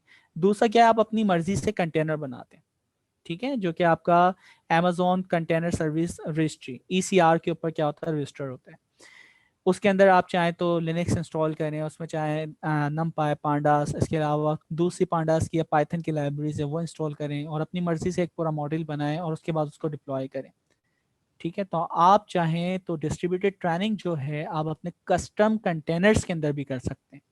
कस्टम कंटेनर्स माइक्रो सर्विसेज, कि भाई एक डेटाबेस यहाँ से उठ के आ रही है, दूसरी आपका यानी डेटा यहाँ से उठ के आ रहे हैं, एक जगह ट्रेनिंग हो रही है, एक जगह टेस्टिंग हो रही है, एक जगह वैलिडेशन हो रही है, तो 3-4 काम मिलके मुख्तलिफ कंटेनर माइक्रो सर्विसेज आपस में काम करेंगे, तो वो VPC के थ्रू होगी, वर्चुअल प्राइवेट क्लाउड। अच्छा, अब क्या है, हम क्या करने वाले हैं अगर आप अपना ज़ाती यानी कंटेनर के अंदर चेंजिंग करना चाह रहे हैं और डिस्ट्रीब्यूटेड ट्रेनिंग करवाना चाह रहे हैं, you have to implement your own distributed training mechanism, हमें खुद बनाना पड़ेगा। और इसके अंदर क्या होगा, हमें सिर्फ क्लस्टर का नाम देना है, जो VPC हमने बनाया था उस क्लस्टर का नाम देना है, उस ग्रुप का नाम देना है, और वो नेटवर्क खुद ब खुद क्या होगा, उस कंटेनर के ऊपर उसको इंफ्रास्ट्रक्चर वगैरह या जो भी डिटेल वगैरह होगी वो इन्फर कर लेगा। और बाकी जो कॉन्फ़िगरेशन है वो कंटेनर के इनसाइड होती है, तो वो कॉन्फ़िगरेशन भी हम इस फाइल के अंदर पर्टिकुलर इनपुट फाइल में कॉन्फ़िग के अंदर जाके रिसोर्स फाइल जेसन के अंदर हम बताएंगे। अब ये डिस्ट्रीब्यूटेड ट्रेनिंग, अभी तक हमने डिस्ट्रीब्यूटेड ट्रेनिंग नहीं करवाई थी, अब हम डिस्ट्रीब्यूटेड ट्रेनिंग की तरफ जा रहे हैं। डिस्ट्रीब्यूटेड ट्रेनिंग क्या है, 4 या 5 मशीनें मिलके एक साथ मॉडल को क्या करेंगे, ट्रेन करेंगे, ये क्या है, डिस्ट्रीब्यूटेड ट्रेनिंग। ऐसा ही है ना, डिस्ट्रीब्यूटेड का मतलब क्या है, एक टास्क को करने के लिए मोर देन 2 मशीन्स, 2 और मोर मशीन साथ मिलके काम करें, उसको हम क्या बोलते हैं, डिस्ट्रीब्यूटेड ट्रेनिंग या डिस्ट्रीब्यूटेड एप्लीकेशन। जहां भी डिस्ट्रीब्यूटेड कंप्यूटेशन का बात आती है वहां पे 2 या 2 से ज्यादा मशीनें आपस में साथ मिलके एक काम को प्रोसेस करती है। जी तो फिर सर आपका लैपटॉप बैटरी एंड शायद इसमें लगा दें। जी जी थैंक यू।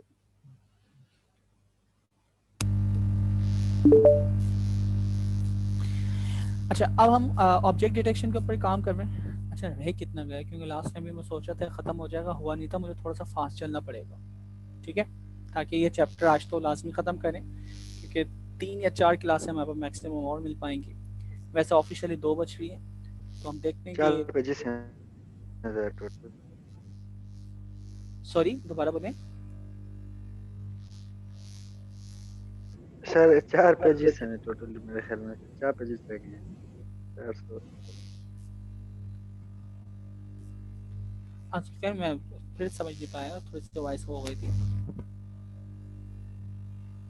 सर मैं ये कह रहा हूँ कि 4 पेजेस रह गए हैं सर, ये तो हो जाएंगे सर आज कवर। नहीं, 4 पेजेस रह गए बस, नहीं ना, हम 312 पे हैं और 322 आई थिंक सर 10 पेजेस हैं, ठीक है, ये तो कंप्लीट हो जाएंगे। मैं तो अच्छा सोचा था चैप्टर 11 भी मुझे स्टार्ट करना है। अब इसको थोड़ा फास्ट ट्रैक पे लेके चलते हैं, क्योंकि काम बहुत ही आसान है और हम पहले वो कॉन्सेप्ट ले चुके हैं। देखिए हमें करना क्या है, सबसे पहले हमारे पास जो भी डेटा है वो डेटा को हम क्या करेंगे, रिकॉर्ड IO फाइल्स के जरिए तकसीम करेंगे। तकसीम कैसे करेंगे, वही आपके पास 100 तस्वीरें हैं या 100 आपके पास क्या है डेटा सेट है, तो आप उसको 10-10 करके 10 हिस्सों में तोड़ लें, तो उसको स्प्लिट करेंगे। हर उसकी जो कॉन्फ़िगरेशन कौन से फाइल के अंदर कहाँ से लेके कहाँ तक फाइल है, उसका लेवल क्या है, उसकी डिटेल क्या है, वो सारी चीज़ें हमारे पास एक यानी लाइब्रेरी है, उसके ज़रिए हम यानी पूरे कॉन्फ़िगरेशन कर लेते हैं। तो अब करना क्या है, हमें ऑब्जेक्ट डिटेक्शन का एल्गोरिथम ट्रेन करना है दोबारा से, और हम जो स्प्लिट करने के लिए वर्जन इस्तेमाल करने वाले हैं उसका नाम है रिकॉर्ड IO। तो रिकॉर्ड IO ये आपके पास लाइब्रेरी है जो कि फ़ाइल को तकसीम करने के लिए मल्टीपल, एक बड़ी फाइल को छोटी छोटी फाइलों में तकसीम करने के लिए इस्तेमाल होती है। यहाँ पे क्या करेंगे, share data set across 2 ML instance. तो हमारे पास ML P2 2 एक्स्ट्रा लार्ज का जो इंस्टेंसेस हैं, 2 इंस्टेंस होंगे। अभी तक आप एक इंस्टेंस इस्तेमाल कर रहे थे, एक मशीन इस्तेमाल कर रहे थे, अब 2 मशीन आप इस्तेमाल करेंगे। अच्छा, फिर जाहिर बात है पाइप मोड को इस्तेमाल कर रहे हैं। पाइप मोड का आपको सिंपल पता है कि वो माउंट वाला कॉन्सेप्ट होता है।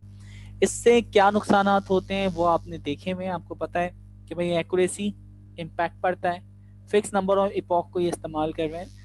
तो ये तो इम्पैक्ट क्या पड़ेगा ये हम देखेंगे, लेकिन मुझे पता है कि जब मैं डिस्ट्रीब्यूटेड प्लानिंग करवाता हूँ तो एक्यूरेसी ज़्यादा होती है कम होती है दोस्तों? कम हो जाती है। कम हो जाती है सर। ठीक है, तो ये एक इम्पैक्ट पड़ता है, ये एक्सपेरिमेंट के जरिए करके बताएगा। अच्छा भाई, हमने क्या करना है, we start from the data set already present in our default bucket 17 RO files for training and 5 for validation. तो 17 हमारे पास रिकॉर्ड IO फाइलें, यानी उसने उन फाइलों को 17 हिस्सों में तकसीम किया जो कि ट्रेनिंग के लिए इस्तेमाल होगी। 5 फाइलें और हैं जो कि वैलिडेशन के लिए इस्तेमाल होगी।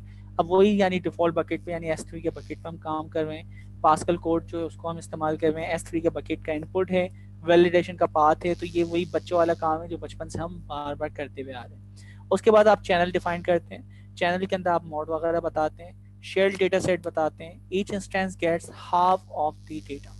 तो वही यानी वो डिस्ट्रीब्यूट हम कर रहे हैं। और डिस्ट्रीब्यूटेड में क्या आती है, हाफ का मतलब क्या है कि अगर मेरे पास 17 फाइलें हैं और मैं अगर 8 इंस्टेंस चलाता हूँ तो हर इंस्टेंस के पास कितनी आएगी फाइल, 2 करके आ जाएंगी।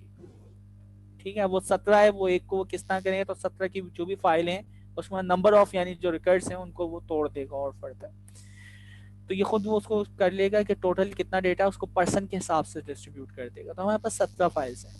ठीक है, तो वो 17 फाइलें कितने इंस्टेंस पे चल रही है, हम कितने इंस्टेंस चला रहे हैं, यहाँ पे 2 इंस्टेंस चला रहे हैं। तो 2 इंस्टेंस का मतलब क्या है, क्योंकि 9 आना चाहिए, क्योंकि दूसरे में एक कम होगी तो वो उसको कवर कर लेगा, जबकि 8 से क्या होगी, एक रह जाएगी। तो हम यहाँ पे 2 इंस्टेंस चला रहे हैं, तो हर इंस्टेंस के अंदर कितनी कितनी फाइल जाएंगी दोस्तों? 8.5 या 8.5। अच्छा, 8.5 नहीं जा सकती क्योंकि वो हाफ तोड़ के कैसे लेके जाए, तो फिर हम उसको 8 वाला काम कर देते, 9 वाला काम कर रहे थे। एक में 9 जाएंगे, दूसरे में 9 की कैपेसिटी है, लेकिन उसको 9 मिलती नहीं, तो कितनी उठा के ले जाएगा, 8 उठा के ले जाएगा। ठीक है, ये फिर 5 के लिए हम कर लेंगे। वो खुद ब खुद ये बैकएंड के ऊपर सब कुछ कर रहा होता है, आपने उसे बताना होता है ये इंस्टेंस है, ये आपके पास फाइल्स है। बकेट बनाया आपने, चैनल बनाया, ठीक है, इसमें आप देख सकते हैं। और उसके बाद आगे हम देखें, चैनल डिफाइन कर रहे हैं, पाइप मोड डिफाइन कर रहे हैं, डेटा सेट आपका यानी शेयर होगा और हर इंस्टेंस के पास हाफ ऑफ डेटा जाएगा। अच्छा, to avoid always sending the same record file IO to the same instance भी कह सकते हैं। यानी देखो, 2 जो इंस्टेंसेस है ना अलग अलग, मैं फाइल नंबर F1 नाम रखा, वो F1 फाइल मैंने पहले वाली मशीन को भी दे दी और दूसरी को भी भेज दी। तो ऐसा नहीं करना, F1 को अगर एक के पास भेज दिया तो अब F2 मेरे पास जो रिमेनिंग बचा वो मैं दूसरी मशीन के पास भेजूंगा। ठीक है, फिर F3 जो है फिर तीसरी मशीन दूसरी मशीन को भेजूंगा, फिर F4 जो है फिर दोबारा पहली मशीन, यानी हाफ डेटा सेट जो यूनिक डेटा सेट है वो पहली के पास जाएगा और हाफ डेटा सेट जो है वो दूसरी के पास जाएगा। सही है, इसमें तो कोई प्रॉब्लम नहीं है ना। तो ये कह रहा बस। उसके बाद आपने इंस्टेंसेस को देना है शफल कॉन्फ़िगरेशन, आप उसको यस कर दें तो वो शफल कर देगा हर इपॉक के बाद तमाम डेटा सेट को उठाते वक्त। तो यहाँ पे यही हो रहा है, शफल आपने क्या है, ट्रेनिंग इनपुट डेटा आप जो SageMaker से उठा रहे हैं, तो ट्रेनिंग इनपुट आप बता रहे हैं S3 का ट्रेनिंग डेटा जो आपने बकेट बताया हुआ है। डिस्ट्रीब्यूटिंग एंड डिस्ट्रीब्यूशन कौन सा इस्तेमाल हुई है, देखें, शेयर बाय S3 की, इसका क्या मतलब था, एक फुली रेप्लिकेटेड थी और S3 थी सर 100 जाएगा उसमें। डिस्ट्रीब्यूटर ये डिस्ट्रीब्यूटेड है, अगर रेप्लिकेटेड होता तो फिर 100 उसमें सब में उसका नहीं सर, रेप्लिकेटेड में तो सब नहीं जा रहा था। सब जा रहा था, 100% तीनों मशीन के पास जाता। हाँ, सर इसमें तो यूं बताया था ना आपने कि फर्स्ट 100 एक में जाएगा तो 101 से दूसरे में जाएगा। जी बिल्कुल ऐसा ही, बिल्कुल ऐसा ही। 1000 की अगर एग्जांपल लेंगे, अच्छा मैं परसेंटेज में बोला था इसमें, ऐसे में थोड़ा सा वो किया था। तो परसेंटेज में देखें, जितना भी डेटा है उसको वो जितनी मशीनें हैं उसके हिसाब से डिस्ट्रीब्यूट कर देगा नोड को। शफल आपने कर दिया, एक रैंडमली नंबर पास किया, वो शफल उसके मुताबिक कर देगा। आपके पास देखें एप्लीकेशन टाइप, जो फाइल्स की टाइप है ना वो आपने कंटेंट टाइप बताई है। तो हमारे पास अगर numpy होते हैं, दूसरी फाइल का होता है EFS सिस्टम या जो भी होता है, तो वो आप कंटेंट टाइप आपने बताइए। S3 टाइप डेटा टाइप आप बता रहे हैं, S3 प्रीफिक्स, और क्या है, यही चीज आपने डेटा पे बताई है, ट्रेनिंग डेटा और वैलिडेशन, वही सारी चीजें। पाइप मोड आपने यहाँ डिफाइन कर दिया। चैनल्स यहाँ पे आपने बताया, तो यहाँ से आपके चैनल डिफाइन होगा। एस्टिमेटर आप डिफाइन कर रहे हैं, ये इंपॉर्टेंट चीज होती है एस्टिमेटर। तो एस्टिमेटर में आपने क्या किया है, कंटेनर से जो आपको इमेज उठानी है, इस आप यानी मॉडल्स उठाते हैं। फिर आपने क्या किया, जो रीजन है रीजन का नाम आपने उठा लिया, Moodle 3 का डिफॉल्ट रीजन जहाँ से भी इंस्टेंस अप होगा या इसके लेटेंसी रेट सबसे कम होगा वो उठा लेगा। आपने कंटेनर ऑब्जेक्ट डिटेक्शन का उठाया। उसके बाद एस्टिमेटर में आपने क्या क्या चीज़ें बताई। देखिए अभी तक आप इंस्टेंस का जो नंबर देते थे वो कितना देते थे, 1। अब कितने दिए, 2। तो अब 2 मशीन एक साथ चलेंगी तो बड़े सोच के चलाइएगा, क्योंकि कॉस्ट अब 2 मशीनों की आएगी और इसकी जो मशीन की कॉस्ट है पर सेकेंड या पर मिनट की, उससे आप मल्टीप्लाई कर सकते हैं। तो 2 मशीनें चलेंगी MLP3 2x लार्ज, इसकी जो भी कॉस्ट आ रही होगी वो आप देख सकते हैं। और आपका आउटपुट सबसे इंपॉर्टेंट है, आप जो भी मॉडल सेव करवाते हैं उसका आउटपुट सेफ होता है और ये आउटपुट आप बाद में मुख्तलिफ जगहों पर इस्तेमाल करते हैं, ये बहुत इंपॉर्टेंट बात होता है। तो अब जब भी आप कोई मॉडल ट्रेन कर लें, करने के बाद आपको क्या करना होगा, उसके आर्टिफैक्ट वाली जो फाइल है ना अपने पास सेव कर लिया करें अपनी लोकल मशीन पे। अभी तक हमने ये काम किया नहीं, लेकिन अब से इन फ्यूचर जब भी आप काम करें, जो भी मॉडल ट्रेन करें, उसकी जो आर्टिफैक्ट की फाइल बने उसको उठा के कहाँ रख देंगे आप, अपनी लोकल मशीन पे। उससे फायदा क्या है कि नेक्स्ट टाइम आपको पूरी ट्रेनिंग वगैरह कुछ भी करवाने की जरूरत नहीं है। आप जाएंगे अपाची MXNet के पर और उसके यानी जो जेसन फाइल्स हैं उनको लोड करेंगे, पूरा मॉडल की जो कॉन्फ़िगरेशन सब कुछ है वो उसके अंदर मौजूद होगी। तो ये आउटपुट पाथ बहुत ज़्यादा इंपॉर्टेंट है। बाकी यहाँ पे तो नई चीज़ ये सीख रहे हैं आप क्या इंस्टेंस 2 इंस्टेंस चलेंगे। हाइपर पैरामीटर सेट कर रहे हैं, ठीक है, हाइपर पैरामीटर आपके, ठीक है। तो हम ResNet 50 को इस्तेमाल कर रहे हैं ये आर्किटेक्चर तक। उसके बाद हम प्री ट्रेन मॉडल को इस्तेमाल कर रहे हैं, yes. Number of class 20 classes में होती है। उसके बाद इपॉक 30 इपॉक चलेंगे। नंबर ऑफ सैंपल्स 16,000 समथिंग हमारे पास सैंपल्स हैं ट्रेनिंग के। मिनी बेच साइज यानी कम से कम हर मिनी बेच के अंदर कितना डेटा उठ के जाएगा। अच्छा, ये अभी आपने डिस्क जो है ना वो सिंक्रोनाइज नहीं की हुई, इसको भी आपने कमेंट किया हुआ है। आगे जाके इसको हम हटा के, इसको कमेंट हटा के फिर देखेंगे क्या होगा। मॉडल फिट यहाँ से ट्रेनिंग स्टार्ट हो गई। ये कंपैरिजन सबसे पहले जी सर, इसमें हमारे पास मतलब 2 मशीनें लगाई हुई तो मिनी बैच उस हिसाब से कम नहीं किया हुआ है? एक मशीन के लिए वो मिनी बैच है ना, एक इंस्टेंस के लिए, तो वो 2 में जाएगा, डबल हो गया। अच्छा, अब यहाँ पे देखें इंस्टेंस, आप एक इंस्टेंस के साथ चलाते हैं, यहाँ पे देखें लिखा हुआ काउंट 1 इंस्टेंस के साथ पाइप मोड पे चलाएं तो आपकी जो जॉब परफॉर्म होगी 4443 सेकंड के अंदर परफॉर्म होगी और आपके पास जो एक्यूरेसी आ रही है वो ये आ रही है। कॉस्ट कितनी आ रही है, ये एक इंस्टेंस पे आपने काम किया जो नॉर्मली आप बचपन से करते हुए आ रहे हैं। अच्छा, फिर आपने क्या किया, 2 इंस्टेंस लगा दिए, पाइप मोड शेयरिंग मोड के ऊपर, ठीक है, दोनों शेयर कर दिए। उसके बाद सिंक्रोनाइजेशन आपने अभी नहीं की, तो अगर सिंक्रोनाइजेशन नहीं करते आपके देखिए टाइम में कितना फर्क हुआ, तो 46% पहले वो काम परफॉर्म हो गया, ठीक है। एक्यूरेसी यानी ये लॉस है, वैलिडेशन क्या है, ये MAP एक्यूरेसी है, आगे वर्ड इस्तेमाल हो रहा है देखें, एक्यूरेसी, ठीक है। तो आपने जब एक्यूरेसी और उसको सिंक्रोनाइज नहीं किया, 2 इंस्टेंस पे चलाया, जॉब तो बहुत जल्दी परफॉर्म हो गई, लेकिन क्या हुआ, 60% आपकी जो वैलिडेशन एक्यूरेसी वो गिर गई, आपकी कॉस्ट भी बढ़ गई 9%। इसी तरह आपने 2 इंस्टेंस पे लगाया शेयरिंग मोड के ऊपर, लेकिन डिस्क को क्या कर दिया, सिंक्रोनाइज। तो सिंक्रोनाइज करने से क्या फायदा हुआ कि आपकी जॉब 30% पहले हो गई, यानी टाइम इसके मुकाबले में बढ़ गया जिसमें सिंक्रोनाइज नहीं था, लेकिन सिंक्रोनाइज में थोड़ा सा टाइम ज्यादा लगा। वैलिडेशन पे आप देख लो एक्यूरेसी, यानी उसके मुकाबले में एक इंस्टेंस पे चलाने के मुकाबले पहले 60% आपकी एक्यूरेसी क्या हो रही थी, कम आ रही थी, अब कितनी परसेंट कम आ रही है जी, 3.5 कॉस्ट फिर भी क्या है 40% आता है। अच्छा, अब वही पाइप मोड है, पहले आपके पास सिंक्रोनाइज मोड था, अब क्या है, एसिंक्रोनाइज मोड। एसिंक्रोनाइज मोड के अंदर आपकी टाइम क्या हुआ, और कम हो गया, लेकिन लॉस क्या है, एक्यूरेसी और कम हो गई, ठीक है। तो ये आप देख सकते हैं कि कौन सा वाला बेहतर है अगर आप यानी वो करते हैं डिस्ट्रीब्यूटेड ट्रेनिंग।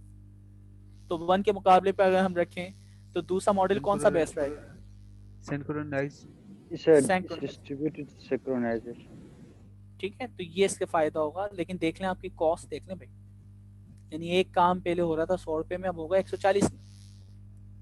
तो देख लें, काम फास्ट करवाना है लेकिन फिर भी देखें एक्यूरेसी आपको वो नहीं मिलेगी जो आपको एक पे मिलती। तो ये इंपॉर्टेंट चीज़ है, आपको पता होना चाहिए। मैं ऐसे नहीं आपको पता है डिस्ट्रीब्यूटर ट्रेनिंग होती है, ये होती है, आप यार लगा दो, नहीं, आप पहले ऑप्टिमाइज करेंगे कौन सी चीज़ कब लगानी है। तो भाई सिंक्रोनाइजेशन पे हमें यानी जी जी सर इसमें तो हमें इसने कैलकुलेशन करके बता दी थी आपकी एक्सपेक्टेड कॉस्ट राउंड अबाउट कितनी आएगी। तो हम कोई भी मॉडल जब ट्रेन कर रहे हैं इस पे, तो हम पहले से खुद को है हमारे पास मेथड का हम कैलकुलेट कर लें कि हमारा बिल इतना बनेगा। जी जी बिल्कुल है। उसका तरीका यही है कि छोटा डेटा सेट उठा के उसको आप यानी सेकंड के ऊपर चलाएं, लॉग्स पे देखें कितने सेकंड में जॉब परफॉर्म हुई है, उसके बाद उस इंस्टेंस के हिसाब से मल्टीप्लिकेशन कर लें, कितने सेकंड है, इतने मिनट है, उसको आप दिन के हिसाब से जो भी है टोटल डेटा सेट पता है ना। अब देखो ये एक सेकंड के अंदर इतनी यानी जॉब परफॉर्म करता है, मेरे पास यानी लाइक जॉब जो भी थी उसका टोटल डेटा इतना है, तो ये इतने में इसने इतने डेटा को परफॉर्म कर दिया, बाकी रिमेनिंग कितना रह गया तो वो हम देख सकते हैं। ठीक है, तो एमबीज में जीबीज में डेटा देख के वो आपको बता देगा कितना डेटा इसने परफॉर्म किया है। अच्छा जी, तो ये कह रहा है भाई सिंक्रोनाइजेशन जब यानी आपके पास एब्सेंट थी तो क्या हो रहा था, हाफ डेटा यानी आपकी क्या हो रही थी, each instance train on half of the data. ठीक है, तो वो हाफ ऑफ डेटा पे ट्रेन हो रहा था, इस वजह से देख रहा थी नो सिंक्रोनाइजेशन एसिंक्रोनाइजेशन, वो हाफ ऑफ डेटा के ऊपर हो रहा था, इस वजह से उसकी एक्यूरेसी इतनी अच्छी नहीं आ रही थी। सिंक्रोनाइज कर दिया तो वो हाफ ऑफ के ऊपर कंबाइन करके उसका जो रिजल्ट है वो आपको दिखा रहा है, तो इसलिए सिंक्रोनाइजेशन बेहतर है, रिजल्ट को कंबाइन करता है। ये आपकी जो दो मशीनें चल रही है ना ऑब्जेक्ट डिटेक्शन के, दो आपकी क्या है इंस्टेंस चल रहे हैं, तो दोनों इंस्टेंस जब आप सिंक्रोनाइज करके चलाते हैं तो उसका क्या इफेक्ट आता है। नहीं ये क्या है, ये सिंक्रोनाइज नहीं है। The following screen show GP utilization which consistent high, ये कौन से वाले पे कर रही है, gap smaller than ambient light, GPU की यूटिलाइजेशन बता रहा है। सर ये in the absence of synchronization बता रहा है, इट मींस कि ये वन इंस्टेंस वाला है, पाइप वाला। नहीं तो फिर दो क्यों दिखाना है, दो, पहला object detection GIU2 GIU1 AIOG1, comparison ये मशीन ही है ना, दो मशीनें हैं, दो GPU, वन पाइप नहीं है, यानी ये सिंक्रोनाइजेशन के साथ ये दो इंस्टेंस वाला जो चल रहा है उसकी GPU की यूटिलाइजेशन चला। अच्छा फिर क्या है, ये हम बता तो रहे हैं यार, ये देखो ना figure 9.10 GPU utilization with no synchronization, तो याला अगर मैं मोड चलाता हूँ नो सिंक्रोनाइजेशन, ठीक है, तो उसके अंदर आपकी जीपीयू की यूटिलाइजेशन यानी 100% होगी। ओके डन, ये चीज समझ आ गई। अच्छा फिर उसके बाद हम जाते हैं नीचे वाली जो आपकी है डायग्राम, इसमें जीपीयू की यूटिलाइजेशन है विद सिंक्रोनाइज। ठीक है, तो सिंक्रोनाइज ट्रेनिंग के अंदर देखो जीपीयू कभी ज्यादा हो रहा है कभी कम हो रहा है।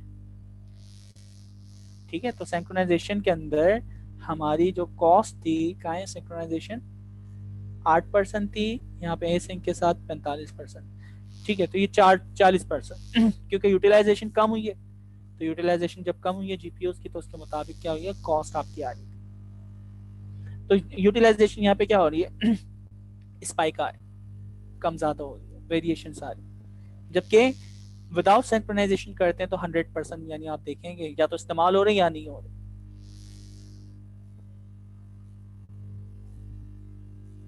या मुझे ये लग रहा है इसको उन्होंने करीब से दिखाया हुआ है, इसको दूर से दिखाया हुआ है,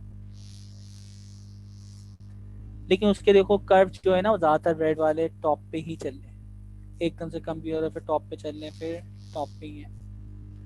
यहाँ पे देखें ऑरेंज कम हो रहा है फिर ज्यादा हो रहा है फिर कम हो रहा है, यहाँ पे रिपीटली हो रहा है। तो मुझे ये लग रहा है जूम की वजह से इस तरह लग रहा है, और ये जूम आउट हुआ इस वजह से सेम ही कुछ प्रोसेस है, सेम यूटिलाइजेशन है तकरीबन। सर ये सिंक्रोनाइजेशन में हम रेफरेंस ले रहे होते हैं ना सर, तो इसी वजह से कि हम ये ऑरेंज जो है ब्लू के रेफरेंस से हम देख रहे हैं, इस वजह से इसने थोड़ा कंप्रेस करके जो है ना थोड़ा जूम हाँ इसलिए ना आउट जूम करके कर दिखाया दिया। हुआ है। बस वो दो यानी जो आपके सीपीयूज चल रहे हैं उनकी यूटिलाइजेशन ग्राफ है, तो वो वैल्यूज पे आप अगर वो क्लिक भी करेंगे तो नंबर्स बता रहे हैं कितनी यानी यूटिलाइजेशन 96% इस्तेमाल हो रहा है, यहाँ भी 96-100% के करीब इस्तेमाल हो रहा है, तो सेम ही चल रहा है, इतना ज़्यादा नहीं है, कुछ पार्ट में शायद कमी आई हो।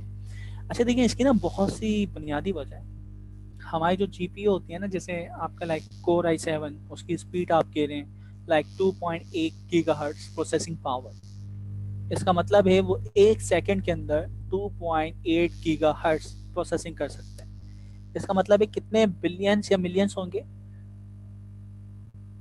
क्या होंगे भाई दोस्तों? 2.8 को हम अगर मैं मिलियन बिलियन में बताना चाहूँ तो कितनी जॉब्स होंगी जी? 2.8 गीगा, 1000 या मिलियंस में बात करें तो कितने ही? 2.8 बिलियंस। ठीक है, तो इतनी नहीं जॉब 1 सेकंड में परफॉर्म कर सकता है, ये तो आपको पता है। अच्छा, अब जब ये इतनी जॉब 1 सेकंड में परफॉर्म कर सकता है, अक्सर क्या होता है आपकी मशीन स्लो हो जाती है, आप डेटा कोई लोड वगैरह करते हैं, एक्सेल की फाइल ही लोड करें, आप बोलते हैं सिस्टम हैंग हो गया। सिस्टम हैंग होने की वजह क्या होती है, कोई बताएगा? क्या आपका जीपीयू इतना यानी स्लो है, जीपीयू की वजह से, या कोई और चीज है? RAM sir. रैम बुनियादी वजह है, आपकी हार्ड डिस्क बुनियादी वजह है। तो असल में होता क्या है कि भाई देखो, वो तो 1 सेकंड में 3.8 बिलियंस जॉब को परफॉर्म कर सकता है, यानी वो सीपीयू बैठा हुआ है कि लाओ मुझे लोड दो। अब होता क्या है, पहले आप हार्ड डिस्क से डेटा उठाते हैं, रैम में लोड करते हैं, कैशे में लाते हैं, और उसके बाद आप देते हैं सीपीयू को। इतनी लंबी पाइपलाइन से वो डेटा लाता है।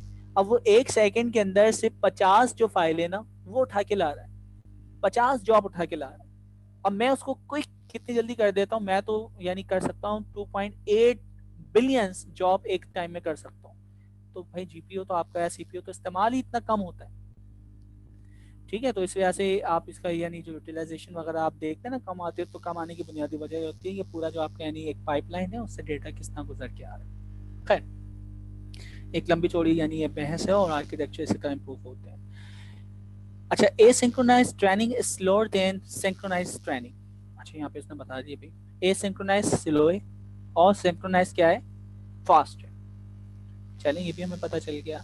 अब ये इमेज नेट के ऊपर ट्रेन कर रहा है, इसको बस क्विक हम देखते हैं। देखिए, डॉग एंड कैट का हमारे पास डेटा सेट है जिसका नाम क्या है, इमेज नेट, और या वेस्ट नेट इसको हम कह सकते हैं। तो इमेज नेट हम डेटा सेट उठा रहे हैं, 25,000 ट्रेनिंग डेटा सेट इसमें मौजूद है, और ये छोटा सा यानी डेटा सेट था।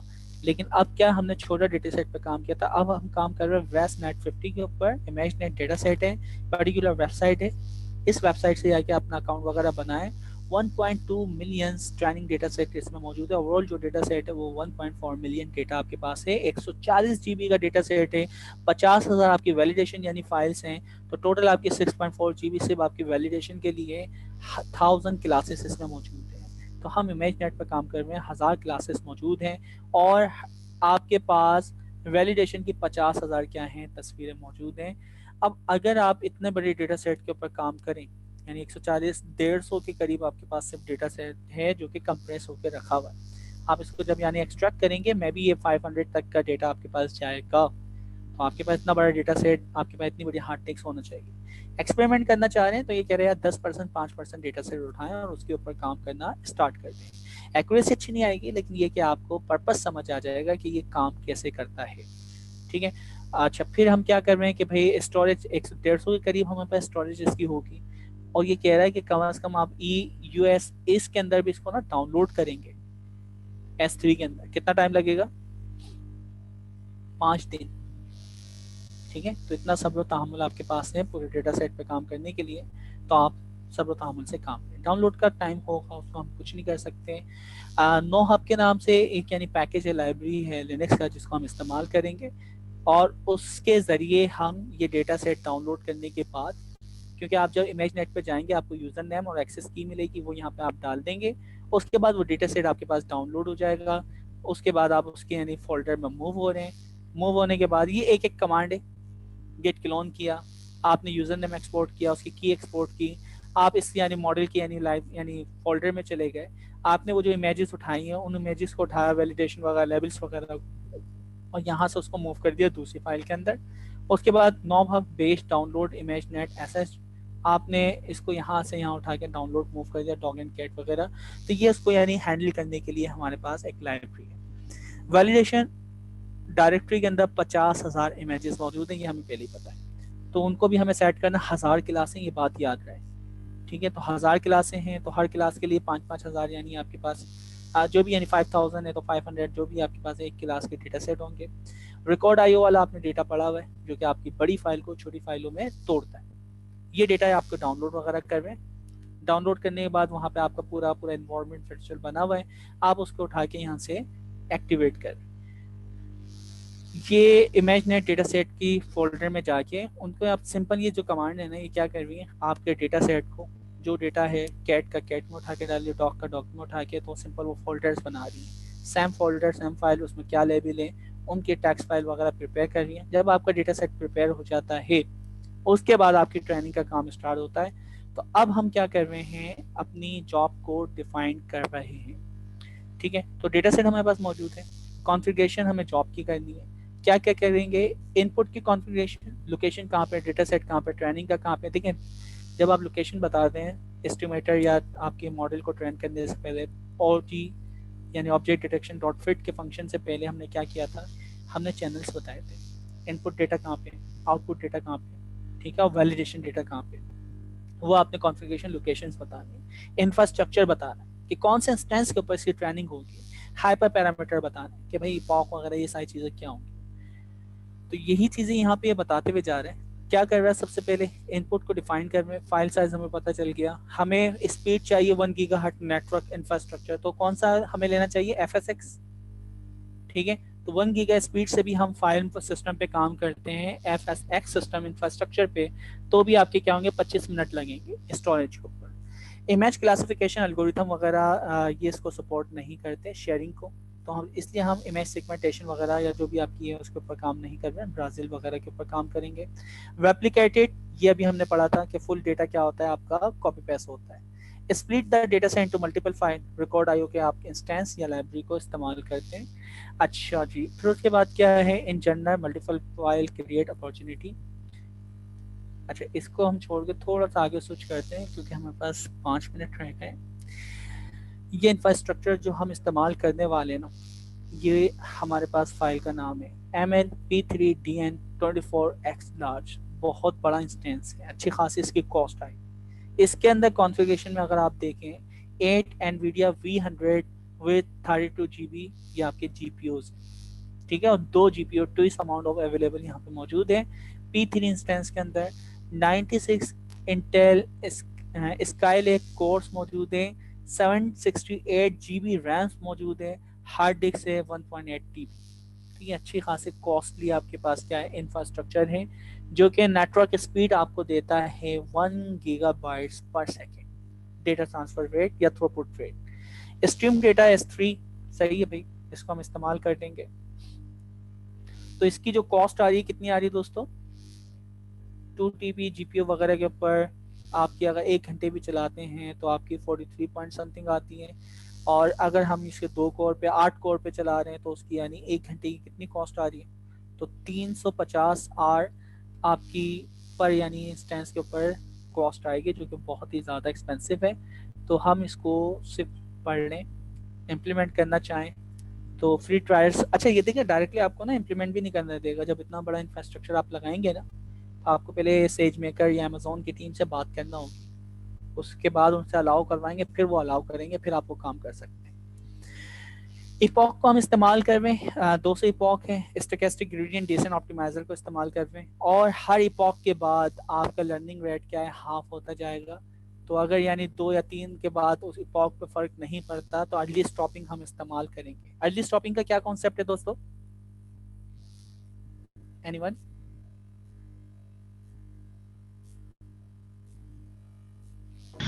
सर उसको थोड़े बॉक्स पे वो स्टॉप कर देगा। एक्यूरेसी अगर इंक्रीज नहीं हो रही हो तो हम वो करते हैं सर, अपने ट्रेनिंग को रोकते हैं। स्टॉप कर देते हैं सर। एक्यूरेसी बिल्कुल, अगर कॉल बैक इंक्रीज फंक्शन ना होता होता है, है ट्रेनिंग को रोक देते हैं। बिल्कुल ऐसा ही कॉल बैक फंक्शन होता है, सही कह रहे हैं आप। ठीक है, तो ये चीज़ हमें पता चल गया, कॉल बैक फंक्शन बहुत सारी तरीकों से आप उसको रोक सकते हैं, वो एक्यूरेसी पे हो सकता है, वैलिडेशन पे हो सकता है, नंबर बॉक्स पे हो सकता है, तो वो बहुत सारी वैलिडेशन आप डायनामिकली वहाँ पे लगा सकते हैं। ठीक है, तो हमें एक चीज़ पता चल गई कि एटलीस्ट स्टॉपिंग वगैरह भी यहाँ पे हम अलाउ कर रहे हैं, और हर यानी इपॉक के बाद या हर ट्रेनिंग के बाद आप हाफ लर्निंग रेट क्या है कम करते हैं, यानी तो लर्निंग रेट आपको पता है क्या होता है,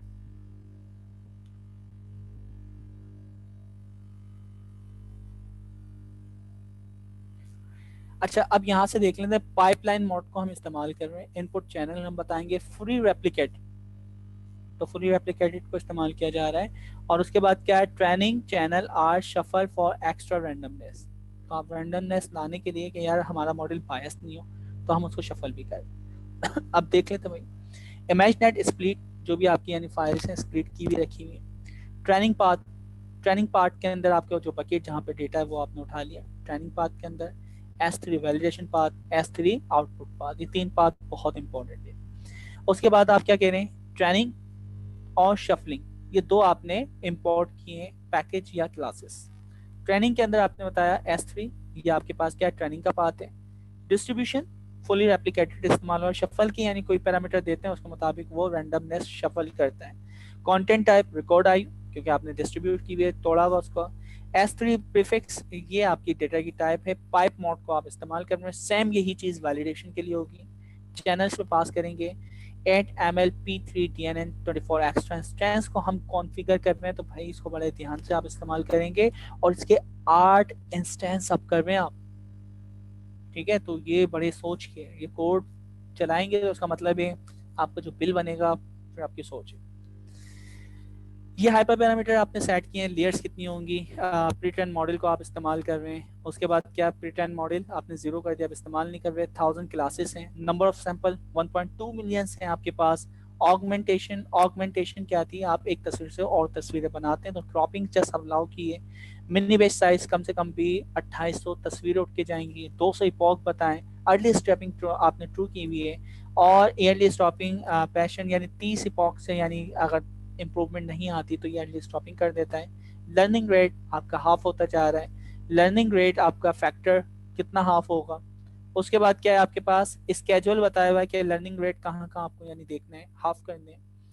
और डिस्ट्रीब्यूशन आपने डिस्क सिंक्रोनाइज अप्लाई की हुई है।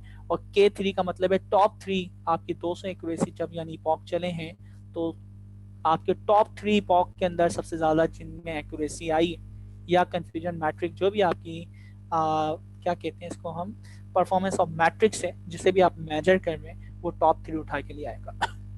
बाकी तो कुछ मसला ही नहीं, डॉट फिट लगाना है। कितना टाइम लेगा ये, 5 घंटे।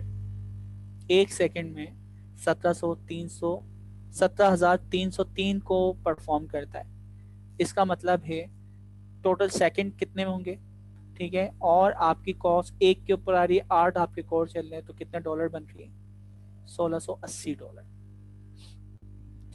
सर ये क्या 5 आप घंटे चलेगा? हाँ, ये 5 घंटे चलेगा अगर आप फुल डेटा सेट के ऊपर चलाएंगे। सर ये ठीक तो है, गरीब का बच्चा नहीं कर सकता सर। नहीं अमीर भी नहीं करेगा, वो क्यों करेगा यार, सिर्फ एक एक्सपेरिमेंट के लिए कोई फायदा तो हो ना। अब मुझे पता है कि हाँ ये कंपटीशन है, मैं उसको अभी यानी चलाऊं और इससे मुझे इतने पैसे मैं जीत सकता हूँ, तो मैं चलाऊंगा, अदरवाइज अभी मुझे क्या जरूरत है। ठीक है, एक्सपेरिमेंट लोगों ने ठीक किया और ठीक मुझे पता चल गया कि फुल को हम ट्रेन कर सकते हैं, ये हमारे पास यानी एबिलिटी है, काबिलियत है। लेकिन कितने दिन लग रहे हैं ये देखो, 5 दिन डेटा डाउनलोड करने के, 5 घंटे ये सही है। तो ये आपके लिमिटेशन टाइम है, उसके बाद ही आप काम कर सकते हैं, यानी एक्सपेरिमेंट कर लेंगे 5 दिन 5 घंटे के अंदर। ये मैट्रिक्स है जीपीयू की, मेमोरी की एक्यूरेसी वगैरह आपकी कितनी गिर रही है, कितनी बढ़ रही है। हाँ वही, अब ये पर्सन वगैरह कितनी आपकी कॉस्ट हो रही है, कितनी कॉस्ट बढ़ रही है। बाकी समरी है जो चीज़ हमने पढ़ी है कि कब और कहाँ हमें इंक्रीज करना चाहिए, इंस्टेंस कब चेंज करना चाहिए, ठीक है, किस तरह हम देखते हुए कौन से फाइल सिस्टम को इस्तेमाल करें, एंड फाइनली बिग डेटा वगैरह के लिए कौन से इंस्टेंस की टाइप सेलेक्ट करना चाहिए। तो ये सिंपल सा यानी चैप्टर था जो कि बहुत ज़्यादा थ्योरेटिकल एक्सपेरिमेंट बेस्ड। अच्छा, वो एक्सपेरिमेंट हम खुद करते, कॉस्ट बहुत ज़्यादा आती, तो वो उसने एक्सपेरिमेंट किए हुए हैं, उसके अगेंस्ट जो रिजल्ट है वो इसने हमारे साथ शेयर किया, तो हमने रिजल्ट के ऊपर जस्ट डिस्कशन की है। अच्छा, फिर फर्दर जो अब नेक्स्ट क्लास में हम पढ़ने वाले हैं वो पढ़ेंगे चैप्टर 11। तो सर चैप्टर 11, जी जी सर मैंने एक बार फर्स्ट कहें सर कि सेज मेकर से मैंने एक मॉडल मैंने ट्रेन कर लिया ना सर, अब जी मैं उसको अपने प्राइवेट नेटवर्क में इस्तेमाल करना चाहता हूँ सर, ठीक है, जो जी। कि इंटरनेट से बिल्कुल मैं कट ऑफ हूँ अपने सर्वर पे। अब मैं उस पर डिप्लॉय करने के बाद क्या वो चलेगा या नहीं सर? जी, उसके लिए चैप्टर 11 है। अच्छा अच्छा, ठीक चैप्टर 11 इन्हीं चीजों को डिस्कस कर रहा है। ठीक है अभी मैंने ठीक। कहा था अपाची MXNet, अपाची MXNet की बात की थी, जी जी सर, आपने बताया था। हाँ जी। ठीक है। तो ये अपाची MXNet और आपके model.tr.gz, ये जो फाइल है, ये फाइल हमारे पास होना चाहिए। ठीक है सर, एक वीडियो कहीं भी भी आपको सेंड किया था मैंने सर, वो आपने कोई रिस्पांस नहीं दिया व्हाट्सएप पे। अच्छा, मैंने वीडियो लिटरली देखी नहीं है, मुझे ना सभी लिख के दे दिया पर वीडियो अगर सर टाइम भी मैंने व्हाट्सएप मैंने प्राइवेट मैसेज भी किया हुआ सर, और उस पे जुल्किफिल नाम है सर, काइंडली वो अगर आप देख लें तो। मैं अभी थोड़ा देख, सा थोड़ा सा अगर गाइडेंस अगर गाइड करें सर, प्राइवेटली कर लें तो बड़ी मेहरबानी होगी। मुझे अच्छा जुल्फिर, मुझे ना कल याद दिला दो, कल फर्स्ट हाफ में ना 12 बजे या 11 बजे तक तो डिस्कस कर लेते हैं, कॉल पे भी बात कर लेते हैं, अच्छा ठीक है? अच्छा, ठीक ठीक। अच्छा ठीक है सर, दोस्तों, मैंने जी जी सही सर, वो जो सर रऊफ ने और कुछ कोड्स हमने यहाँ पे जो डिस्कस किए थे वो आपने अपनी रिपोजिटरी पे पुश किए हैं, वो नहीं मिल रहे थे। रऊफ आपने मुझे दे दिए थे, मैं शायद पुश कर दिए थे, रऊफ ने मुझे दिए थे। अभी हम देख रहे हैं लास्ट पुश क्या है।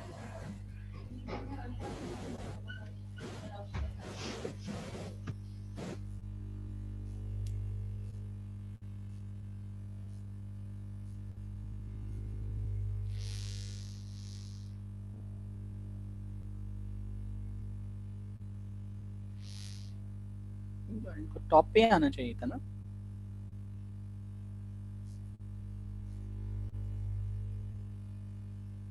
सर आपने सॉफ्टवेयर इंजीनियरिंग की हुई है? बाद में बात करेंगे इसके ऊपर। Sorry sir.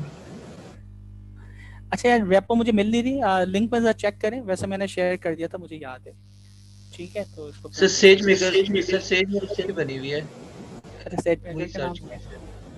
टॉप पे आ जाना चाहिए थी इसको, या चैप्टर 2 तक दिखा रहे हैं। जी सर। सर वो कोड्स जो एक्सप्लेन किए थे सर रऊफ ने, और एक दो और वो इसने भी एक्सप्लेन किए थे, वो कोड नहीं है सर अभी चलो मैं शेयर नहीं किए।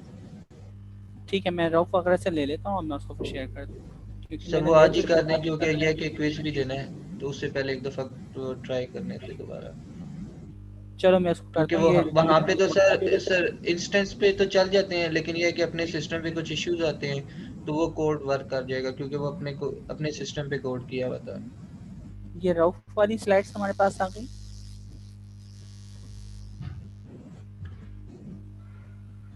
ठीक है। बाकी मैं लेता हूँ, कासिम ने दूसरे कोड किए थे, वो कोड मैं फिर कासिम से लेता हूँ और फिर उसको हम पुश करते हैं, ठीक है? ठीक है सर, ठीक है सर, थैंक यू सर।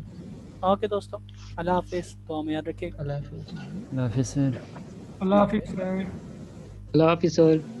अल्लाह हाफिज़।